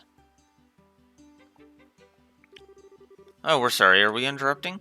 No, we're just finishing up. Actually... Dean, don't say anything. You'll spoil the fun tomorrow.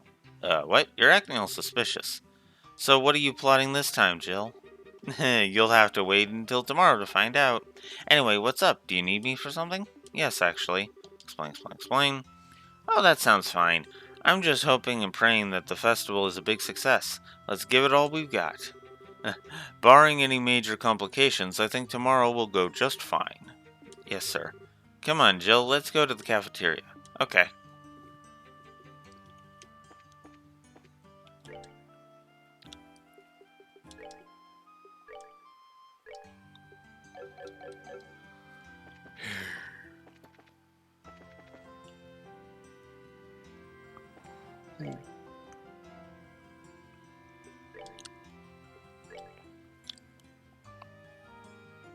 Four more.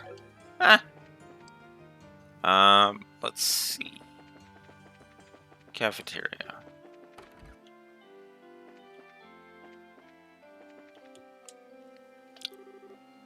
Hey, we're here. Whew, thanks everyone. Thank you, Jill. Hey, we've been waiting for you. Now, are you ready to order some food? Man, my stomach cries out for nourishment. I really should have been checking the list.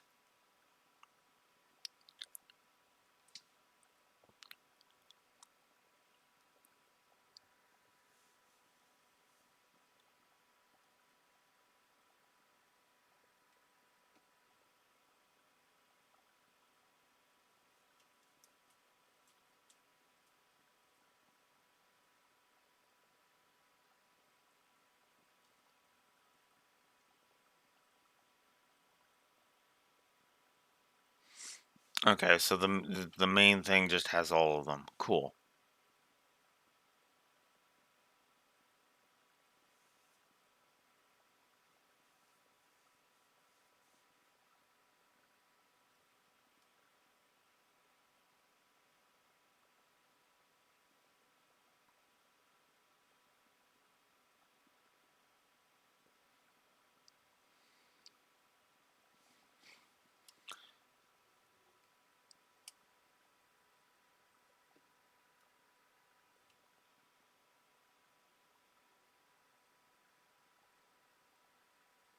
Oh, shoot.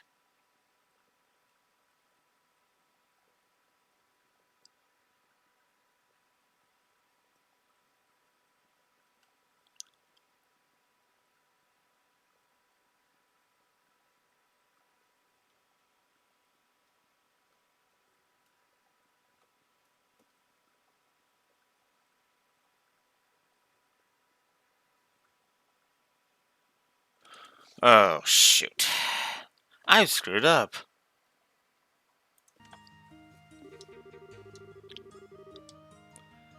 Finishing up the play and having to run hither and yon like a madman really works up an appetite. But that all ends after today, right? You're right. We gotta get motivated. Got the new job to deal with and all. Wait, what? What new job? Yeah, I'll tell you about it later. Let's go out there and stir things up. We're going to make the festival a huge success. I'm counting on you, Estelle. You too, Joshua. Oh, I'm all over it. We'll do our absolute best.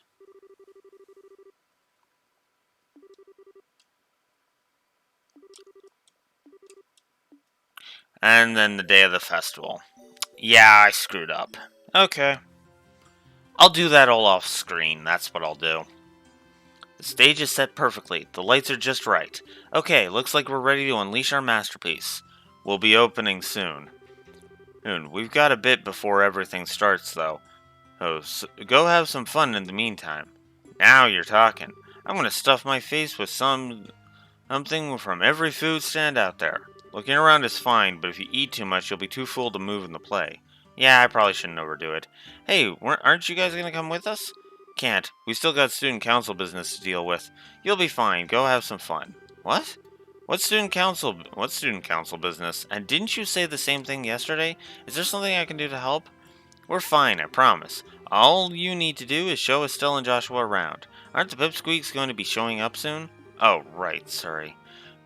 We'll have enough time to go out and enjoy the festival. Oh yeah, and Joshua, if you see any hot girls out there, I expect you to beeline it right back here and tell me, got it? I wouldn't want any of them missing out on the pleasure of my company. Yeah, I got it.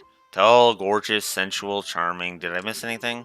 My friend, I couldn't have said it better myself. Men. Seriously, talk about one-track minds. The time you've all been waiting for has finally arrived. The 52nd Genis Royal Academy Campus Festival has begun.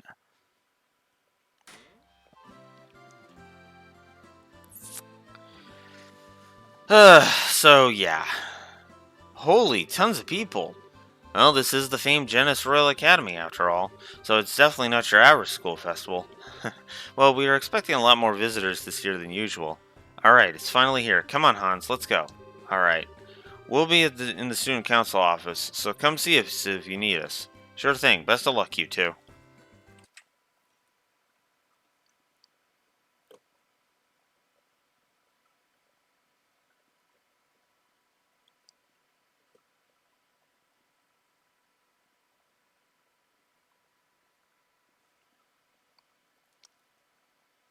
Oh, it's before I even talk to the dean.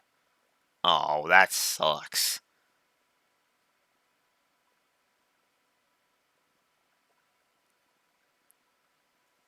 That really sucks. Ah, well. Shall we go look around? Works for me.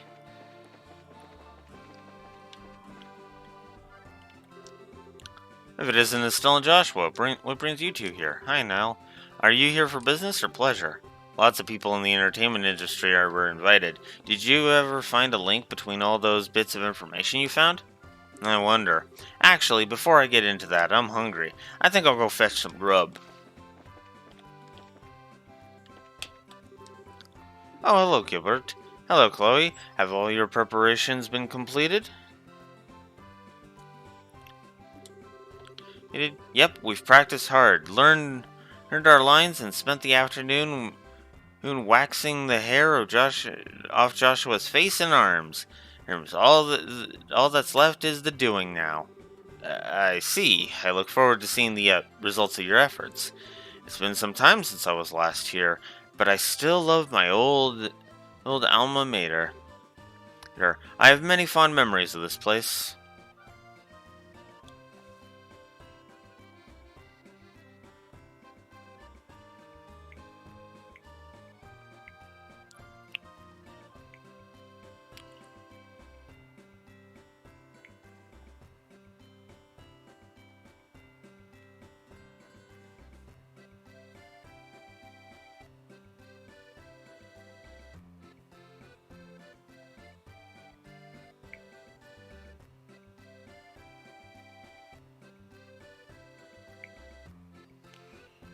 Sorry, just checking something here.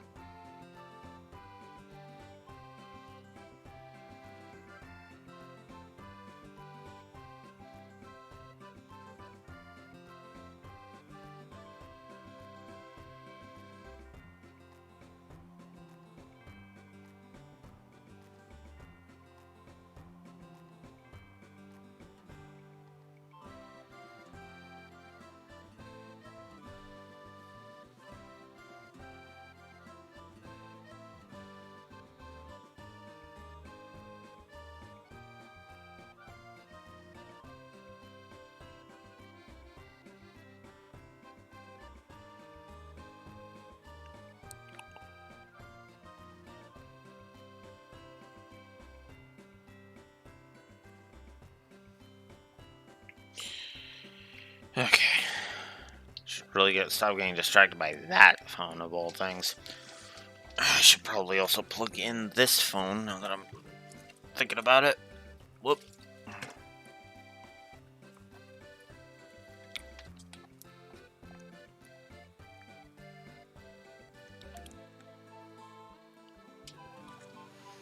Alright.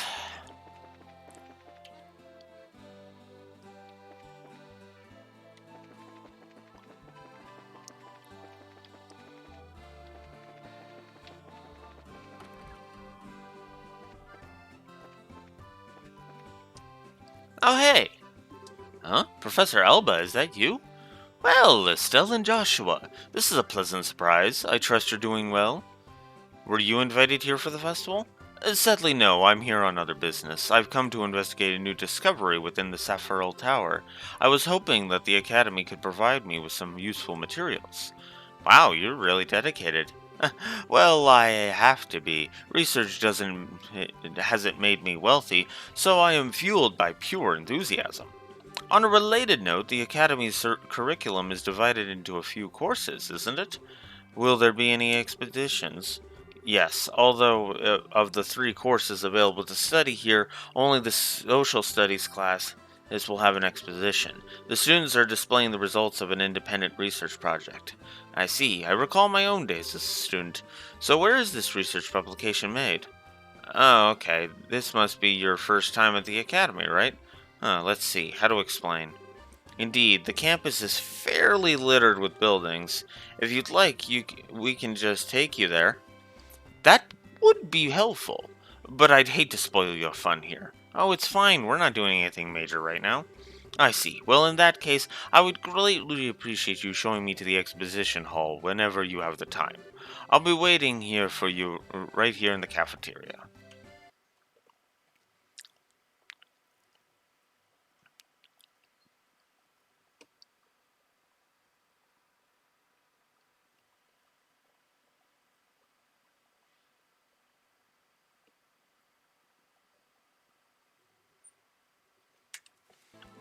Well, might as well just go for it. The students are fortunate. I certainly wish my own meals only cost this much.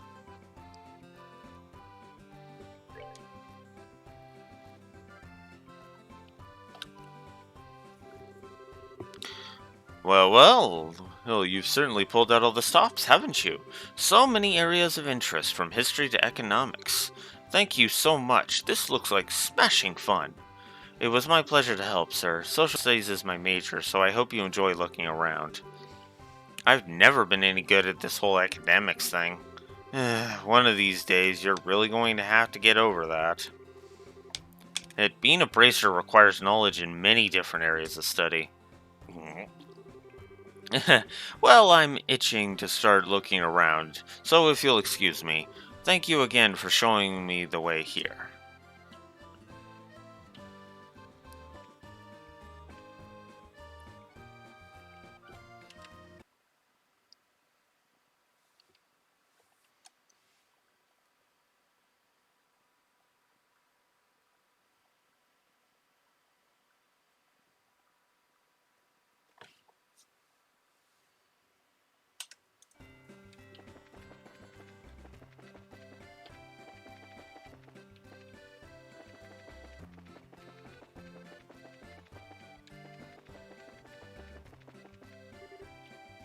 Miss Chloe! Wait. Oh, you're all here. Hey, kiddos. Glad you can make it. Are you having fun? Yeah, it's awesome. I ate so much candy I puked. I told you not to be such a pig. Is Matron Teresa with you? Yep, she's talking to those people over there.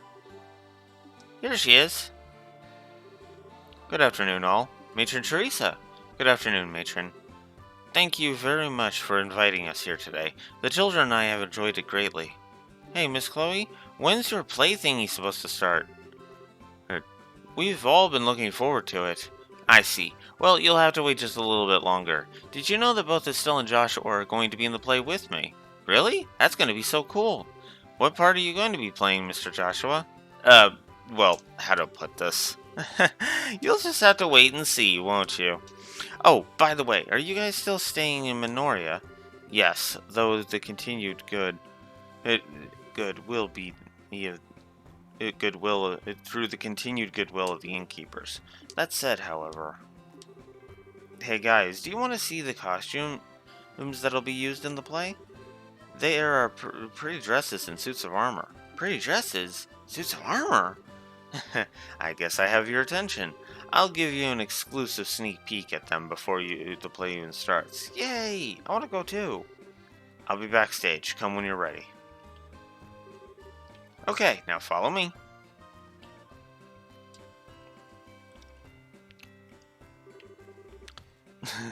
Joshua is such a thoughtful boy. I didn't want to speak of this in front of the children. You mean... Yes, I've chosen to accept the mayor's offer. We will impose upon the Minorans no longer. I will tell the children today after the festival. I see. That's sad, but I suppose you have no choice. Please, don't look at me so. Grenseal is easily reachable by airship. Moreover, I can look for work while I'm there. If I save enough Mira, I'll be able to rebuild the orphanage someday. Matron.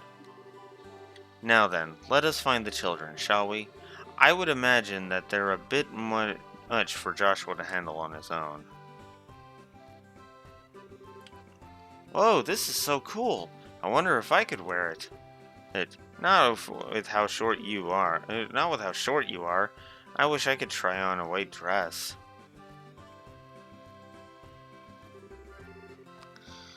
Well, you look like you're having fun. Huh? Where'd Joshua go? Mr. Joshua? He left after he brought us here. He said, wait here until the girls arrive. Is something wrong? Eyes knows. Mr. Joshua went looking for the guy with silver hair. Silver hair? Yeah, he helped us get out of the fire before. His hair's all shiny and pretty. What? So he's been seen on campus? Uh-huh. Just for a second, though. Mr. Joshua was sure surprised. Polly, you dummy! Why didn't you come and tell us any of this? Come on, I was eating a crepe. Still, I know. Oh, I'll be right back, Matron. Yes, that's fine. Chloe, would you please go with her? Don't worry about us. We'll be fine. By your leave, Matron. Hey, you're going too? Yes, I'm sorry. We'll see you at the play. Yeah, it's gonna knock your socks off. Anyway, let's go find Joshua. I don't know who that guy with the silver hair is, but even without meeting him, he totally creeps me out. Just a moment, please. Sieg!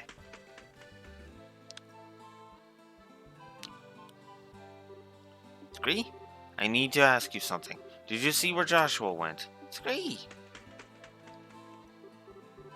I don't think I'll ever get used to that. Or get tired of that. I forget what she said. Wait, is he headed to the old school building down the back road? Yes. Shall we?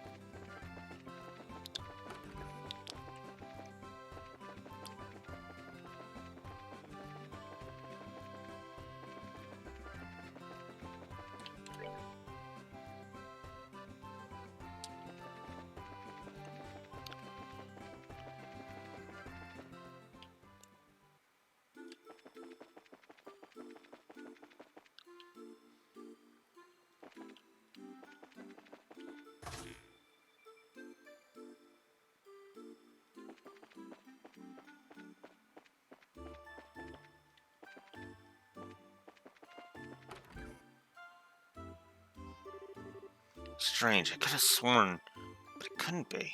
Joshua! Hey, you two. And hey, you two. You need to stop making us worry about you. I almost had a heart attack when I heard you went chasing after some guy with silver hair. How did you know? Polly told us. I guess she saw you.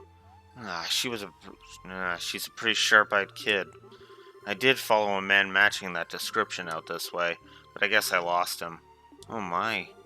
He must have been pretty talented to have managed to give you the slip. Any idea who he was? I'm afraid not. I don't think it was our arsonist, though.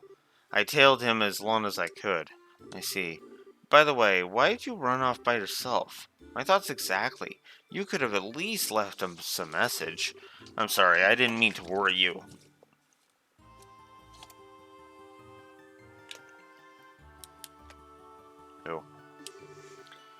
Who said I was worried? I was just pointing out the importance of teamwork.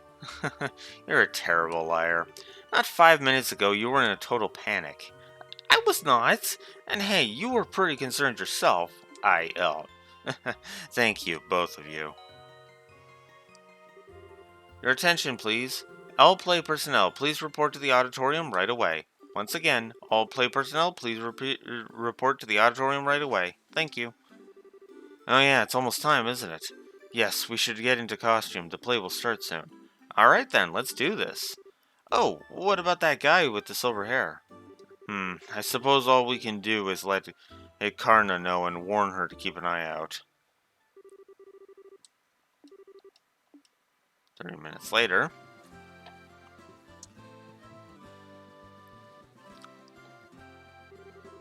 Wow, look at all the people. Okay, now I'm kind of getting nervous. You'll be fine, Estelle. This is what all the rehearsals were for. Besides, once we start up, you'll forget they're even there. There, you're the type that can only focus on one thing at a time anyway. Just one thing at a time, huh? Well, I guess I'll just focus on the boy in the dress then. That'll be easy. Okay, you two can have your little spat another time. Ahem. This year's campus festival is already a big success. Though we have many esteemed individuals here, such as the Duke, and the Mayor, we can't afford to be intimidated. So just remember our number one rule and you'll be fine. If you're going to puke, do it off stage. We've done a good job of keeping the festival lively so far. Now let's close it out with a real bang.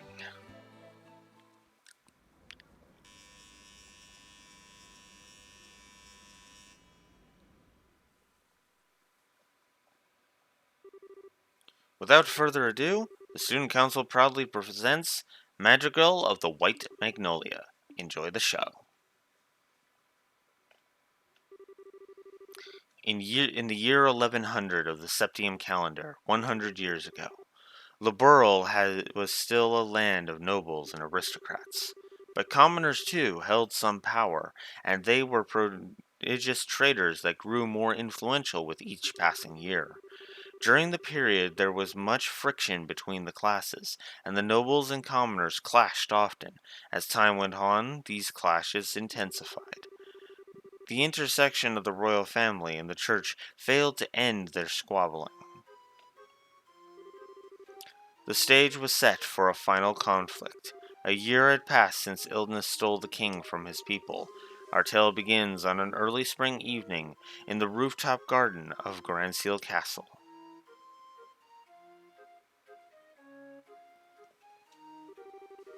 The streetlights shine on everyone, and each bright with their own happiness. And in spite of that, here you are, Princess. Please, don't you think you should be going to bed soon, Your Royal Highness? Staying up so late can surely do you no good. It's all right. If I should fall ill, if that happened, then perhaps I could avoid becoming the last ember in this dying flame we call a burl. Please do not speak of such things. Your Highness, you are the most exalted individual in Laburel. If you were to take a husband, you could take control of the kingdom. I will not marry. Despite my father's wishes, I shall not consent to it. But why, Your Highness? You have two fine men as suitors, after all. One is Sir Julius, of the chivalric order of the Imperial Guards, and the eldest son of a duke. And Sir Oscar, commoner though he may be, he has been recognized often in his battles against the Empire. Both are such fine men. No one knows better than I the quality of their characters. Oh, Oscar, Julius, how am I to choose between you? Oh my, isn't that Joshua playing the role of the princess? I suppose that Jill has put a great deal of thought into this reverse casting business. Indeed, ma'am. He plays his role well, but the two maids leave much to be desired. Of course, you would say that. Do you remember, Oscar, how we spent our boyhood days in this alley, running about and pretending our sticks were swords? I could never forget, Julius. In those days it was all so simple, with you and Cecilia alike. I treasure that time greatly. I recall how stunned I was. Would always conspire to play with her in secret, only to discover another had been doing the same. She was as lovely as the sight of falling petals in spring. Indeed, fair Cecilia was like unto our very own sun. But her light would dim with each day that passed. The nobles and the commoners, the fury of the conflict could never have been avoided. The princess's grief is easily understandable. Cruel fate mocks us so, for it is our existence that has brought her such sorrow. Oh wow, they're so cool. I hate to say it, but the guy kind of looks cuter than the girls. Hush now and watch the show. Know this, Julius. The commoner's impudence can be tolerated no longer. If they should forget their place and no longer view us as their superiors, the borough's power structure would surely fall into ruin. If I may, Father, it has been roughly 10 years since the Eastern Republic was founded. Perhaps the eventual seizing of power by the common people is inevitable in any state. Speak not of such repulsive events. What is freedom? What is equality? What is anything if commoners and nobles alike should cast all tradition aside? Better we should fall to our knees before the Empire's military and concede to their will. Father. Now that's a damn fine duke up there. You let the commoners get all high and mighty, and then your whole society collapses. Your Grace, perhaps it would be best to keep your voice down. Oscar, I am expecting great things from you. If you were to get the royal family on our side, we will have a great advantage over the nobles, and that advantage would allow us to seize power. But, Chairman, I cannot consent to this. I would never use Cecilia for political gain. Always putting others before yourself, I see. Even though you now have the chance to become king, albeit only on paper. If you would refuse, it will lead to a bloody uprising. God damn it. If you would refuse, it will lead to a bloody uprising and subsequent revolution. The royal family, and surely the nobles as well, would disappear into the shadows of history. Chairman! Impressive. They've really done their research. I had some doubts about this ever since I first heard about the reverse role gimmick. The students have put a great deal of work into this, it seems. The young bracers have had no small hand in this either. I do not wish bloodshed on anyone, revolution or not. I cannot simply allow Julius and Cecilia to die.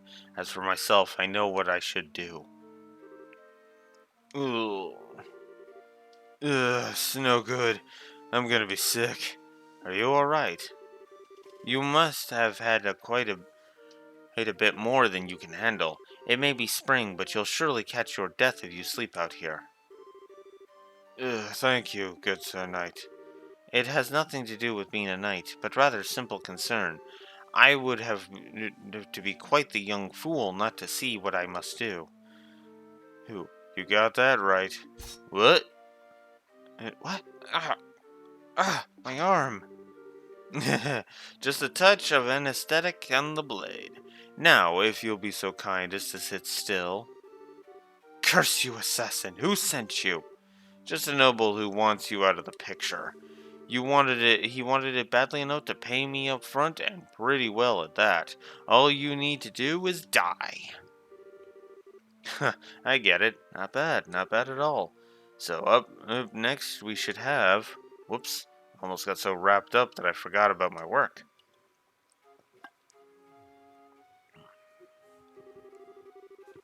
Long has it been since you have entered my sight, fair princess.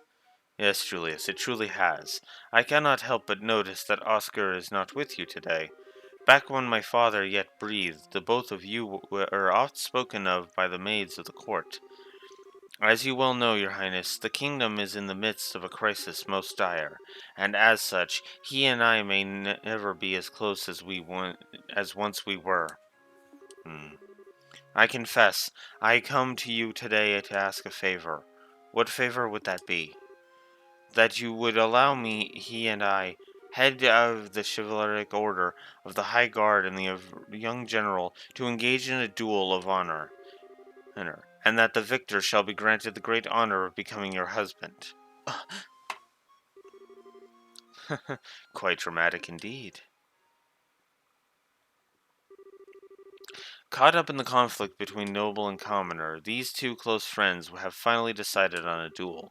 The princess now realizes their determination and keeps silent. And on the day of the duel, two knights step into the grand arena of the royal city. Many have come to witness it, commoner, noble, and all social castes in between. But conspicuously absent from the proceedings is the one over whom they fight, Princess Cecilia herself.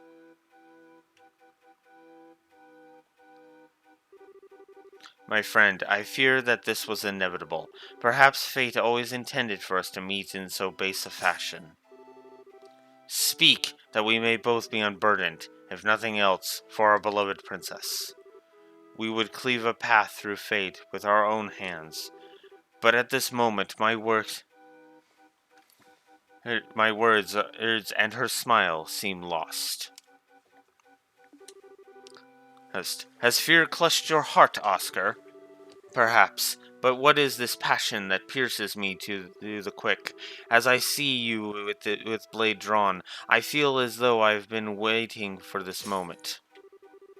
Before this storm, by the name of revolution, should claim us both, we shall let fate decide our outcome.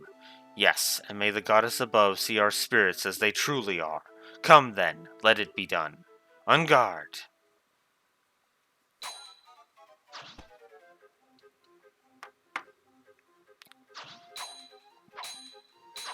This might sound so stupid, but this is my favorite song of the game. Impressive, Julius. I should say the same of you, but still, you seem to hesitate. What troubles you, Oscar? Is this the extent of your skill? Perhaps the tales of your acts of valor against the Empire were grossly overstated. Ah!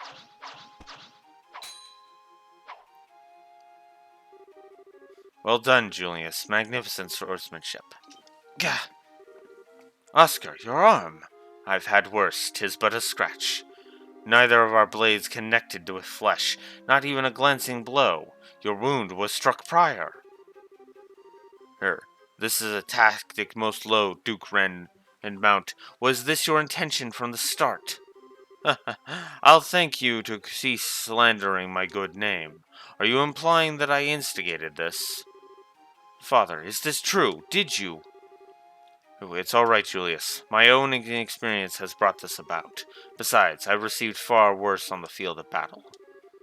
I will put everything I have behind my next strike. I intend to kill you, Oscar. Very well, I will wager it all on my next strike as well. For the fair princess and the future of the very kingdom, he who lives when all is said and done will inherit the responsibility for all. And he who dies will watch over it all from the realm of the spirits. Such is also the pride of a knight. I suppose it is.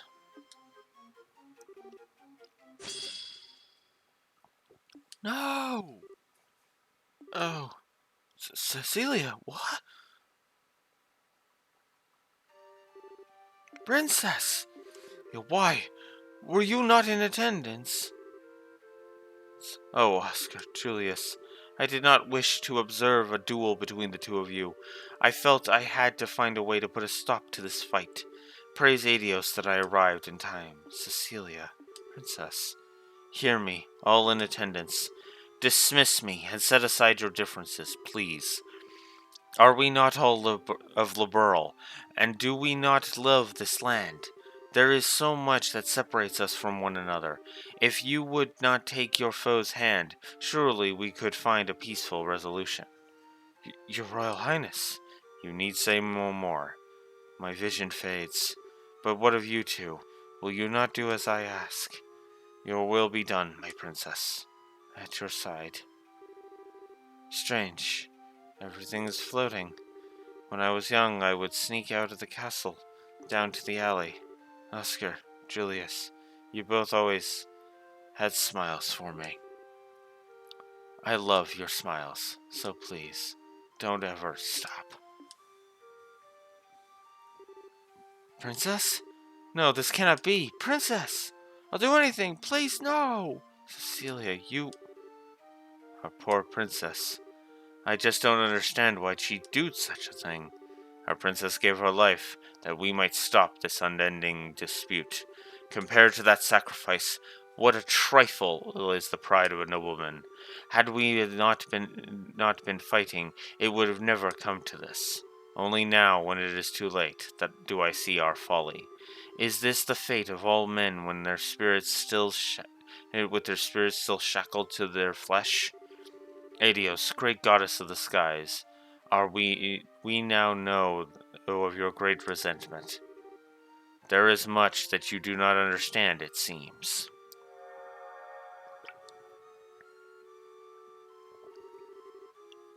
I granted you flesh to be your vessel, but your spirits still know more of freedom and nobility. Such contempt for it lies only within you yourselves. So beautiful. A more beautiful voice than I've ever heard. It's amazing. Adios herself has graced us with her presence. Goddess. Incredible. Hear me, young knights. I have observed your contest. You are both courageous and strong, yet something vital within you is broken. It is as you say. Our own immaturity is what invited this fate upon us. Chairman, has your hate for the nobles and the monarchy blinded you to the fact that we are all but men? I am ashamed. Duke, you know your sins better than anyone else could. And you, all the rest of you, who have simply watched these events unfold, there is something fundamental within you that is lost as well. Strike your hand in your breast and think well upon this. And now it seems that you have each remembered your hearts. As such, perhaps hope yet remains for Labarre. So long as you never forget the lessons learned this day. Oh, she has vanished. Oh, where am I? Princess? Cecilia? Oh my, Julius, Oscar. Have you both been called up to heaven as well? It's a genuine miracle! Princess! Oh, praise Adios. Why are you two of you here, and the Duke, and the Chairman? So then, I'm not dead? My almighty Adios! Adios has given Labarre back its beloved. Praise her for her benevolence. Oscar, Julius, what happened? Nothing that you need concern yourself over, Cecilia. The conflict is at an end. I believe that everything will be all right. You're being naive, Oscar. We still have a duel to finish, do we not? Julius. No, you still intend to fight? On the contrary, this match is concluded. And besides, it's this fool managed to get it on his sword arm. But it would not do for a duel such as this to not have a clear victor. Thus it stands to reason that the man who fought with a significant handicap, yet emerged undefeated, should be regarded as the victor. Wait, Julius! Don't misunderstand me, Oscar. I have not given up on the princess. Once you are healed, our duel will continue, but with blades of wood. Just as when we were boys. I see. Very well, then, I accept your challenge. Have neither of you have any regard for my own wishes? You are mistaken. Yes, my lady shall judge today's match, and I think it only fair that the victor be granted a kiss. Surely everyone waits with bated breath for it. Very well.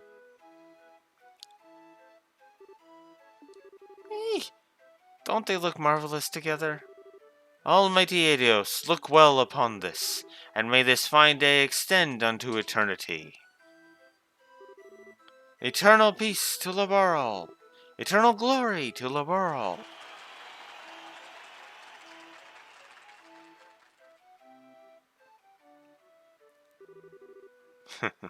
Quite the grand finale. But no matter.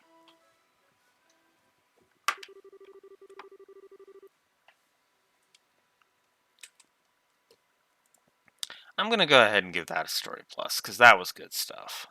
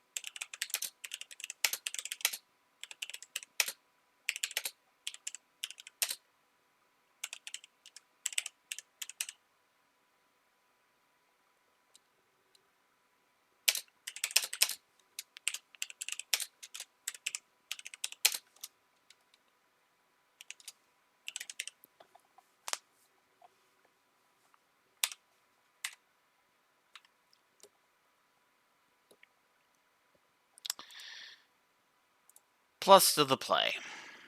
It was good stuff.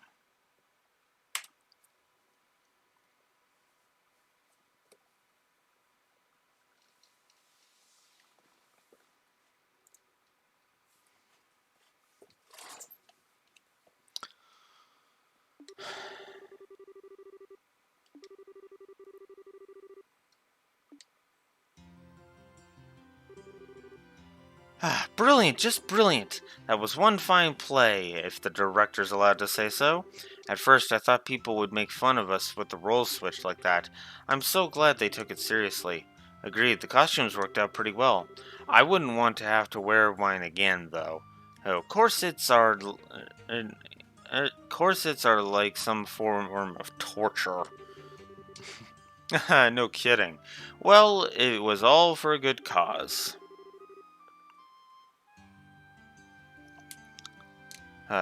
And just wait till you see how many pictures the photography club took. The ones of you ought to be particularly popular. Give it a rest. The ones of Estelle and Chloe won't exactly drive people away either. The guys always go nuts for the junior girls. We're really gonna rake in the mirror. I mean, all the proceeds will go to a good cause. Jill. Estelle, what's wrong? Huh? What are you talking about? Nothing important, really. You've been spacing out ever since the play finished. Are you okay? Well, that fight scene was pretty hard work. It's no surprise that you're tired. Do you feel sick? Think we can take you to the nurse's office? I'm fine, really. I deal with fatigue every day as a bracer. I'm just trying to get my head back in order is all. Oh, Estelle, you don't mean... No, nothing like that at all. I promise, I am perfectly alright. Huh? I trust we're not interrupting? Miss Chloe, Oscar was so cool. Cool, I want to be that cool when I grow up. Thank you. You were really great too, Miss Estelle. Sir Julius. Hey now, Mary. And Joshua was so cute. Yeah, I couldn't stop looking. Thank you. It was great fun for us all. A play about love and friendship. A buffet eaten by the winds of a tumultuous era. It was so moving.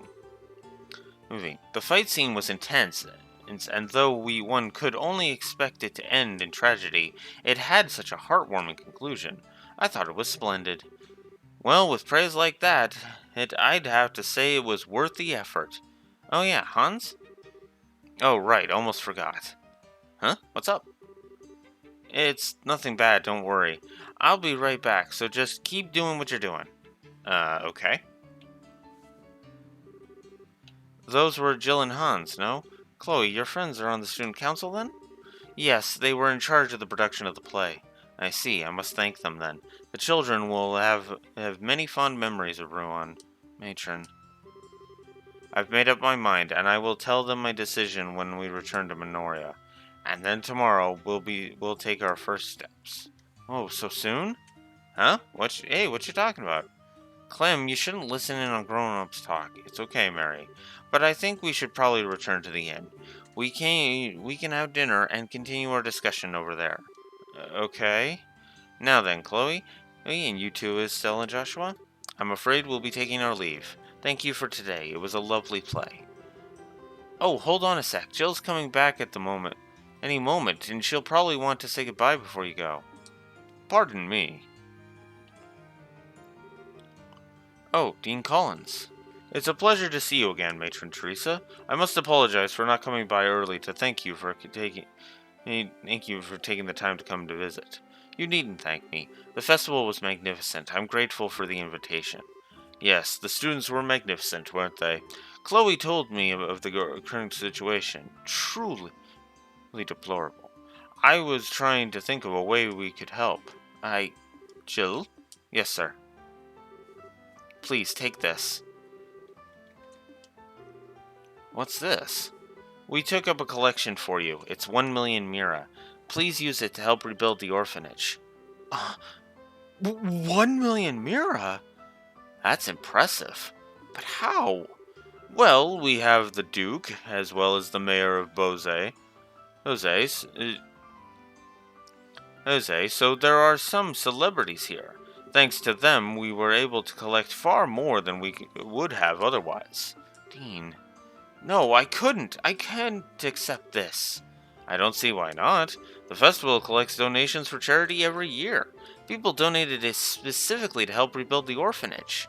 But it's too much. Please accept it, Matron. But, Chloe, I realize that you're overwhelmed, but think about it. With that much Mira, the rebuilding could start, and you wouldn't need to go to Grand Seal. You wouldn't have to give up your herb garden. She speaks the truth. Joseph would want you to accept this, for the children. You needn't focus on the amount, just what can be done with it. You're right. I don't know how to show my appreciation. Thank you. Thank you all so very much. That's awesome. Yes, that should settle that. Hey, what's this about going to Grand Seal? Did something happen? It's okay. There's no need to worry. You've all been through so much. It's really not that big of a deal, but why are you crying, Matron? Don't be silly, Clem. Those are happy tears. After the Matron and the children left Minoria, sorry. I've been trying not to read the green text. Whoops. But we had everything set up for you to be able to stay. I mean, the festival just ended and everything. Sorry, but we can't. Since we're still apprentices, we can't go too long without checking in at the guild. We'd like to give our report before the day's out if we can, so if you'll excuse us. Is that so? Oh, well, guess I'm on my own tonight. It's sure gonna be lonely in bed without you. What? Hans, would you please give the tasteless jokes a rest? Estelle, don't listen to him. Oh, a joke. It's never boring with you guys, I'll give you that much. I hope you'll get the chance to come see us again. And stay for a couple of days. And nights. Sure we will, thank you. We'll stop in again soon. Well, let's get going. We'll lose the daylight if we don't hurry. So you're headed to Minoria, Chloe? Yes. There's a lot I want to talk to the matron about. She said it would be alright for me to stay over at the inn with her and the kids tonight. I hate that you won't be here after the festival. Well, what can you do? I hope you have a good time. Oh yeah, about the matron and the kids. Isn't it kind of risky for them to be carrying around that much money? Oh, don't worry about that. One of the other bracers escorted the whole lot of them back to the village. Her name's Karna. Apparently, the dean made a special request. He never misses a beat. Well, stay healthy, you guys. Here's hoping you guys do great with your bracer studies. Yep, you can count on it. Best of luck to both of you as well. Still more cutscene. We only had a few days at the academy, but it was great fun. Well, other than class, anyway. What are you talking about, Estelle? Normally, students spend most of their time attending classes. The school festival might have been fun, but it was just a special event. Yeah, you're right. Man, being a student is tougher than I thought.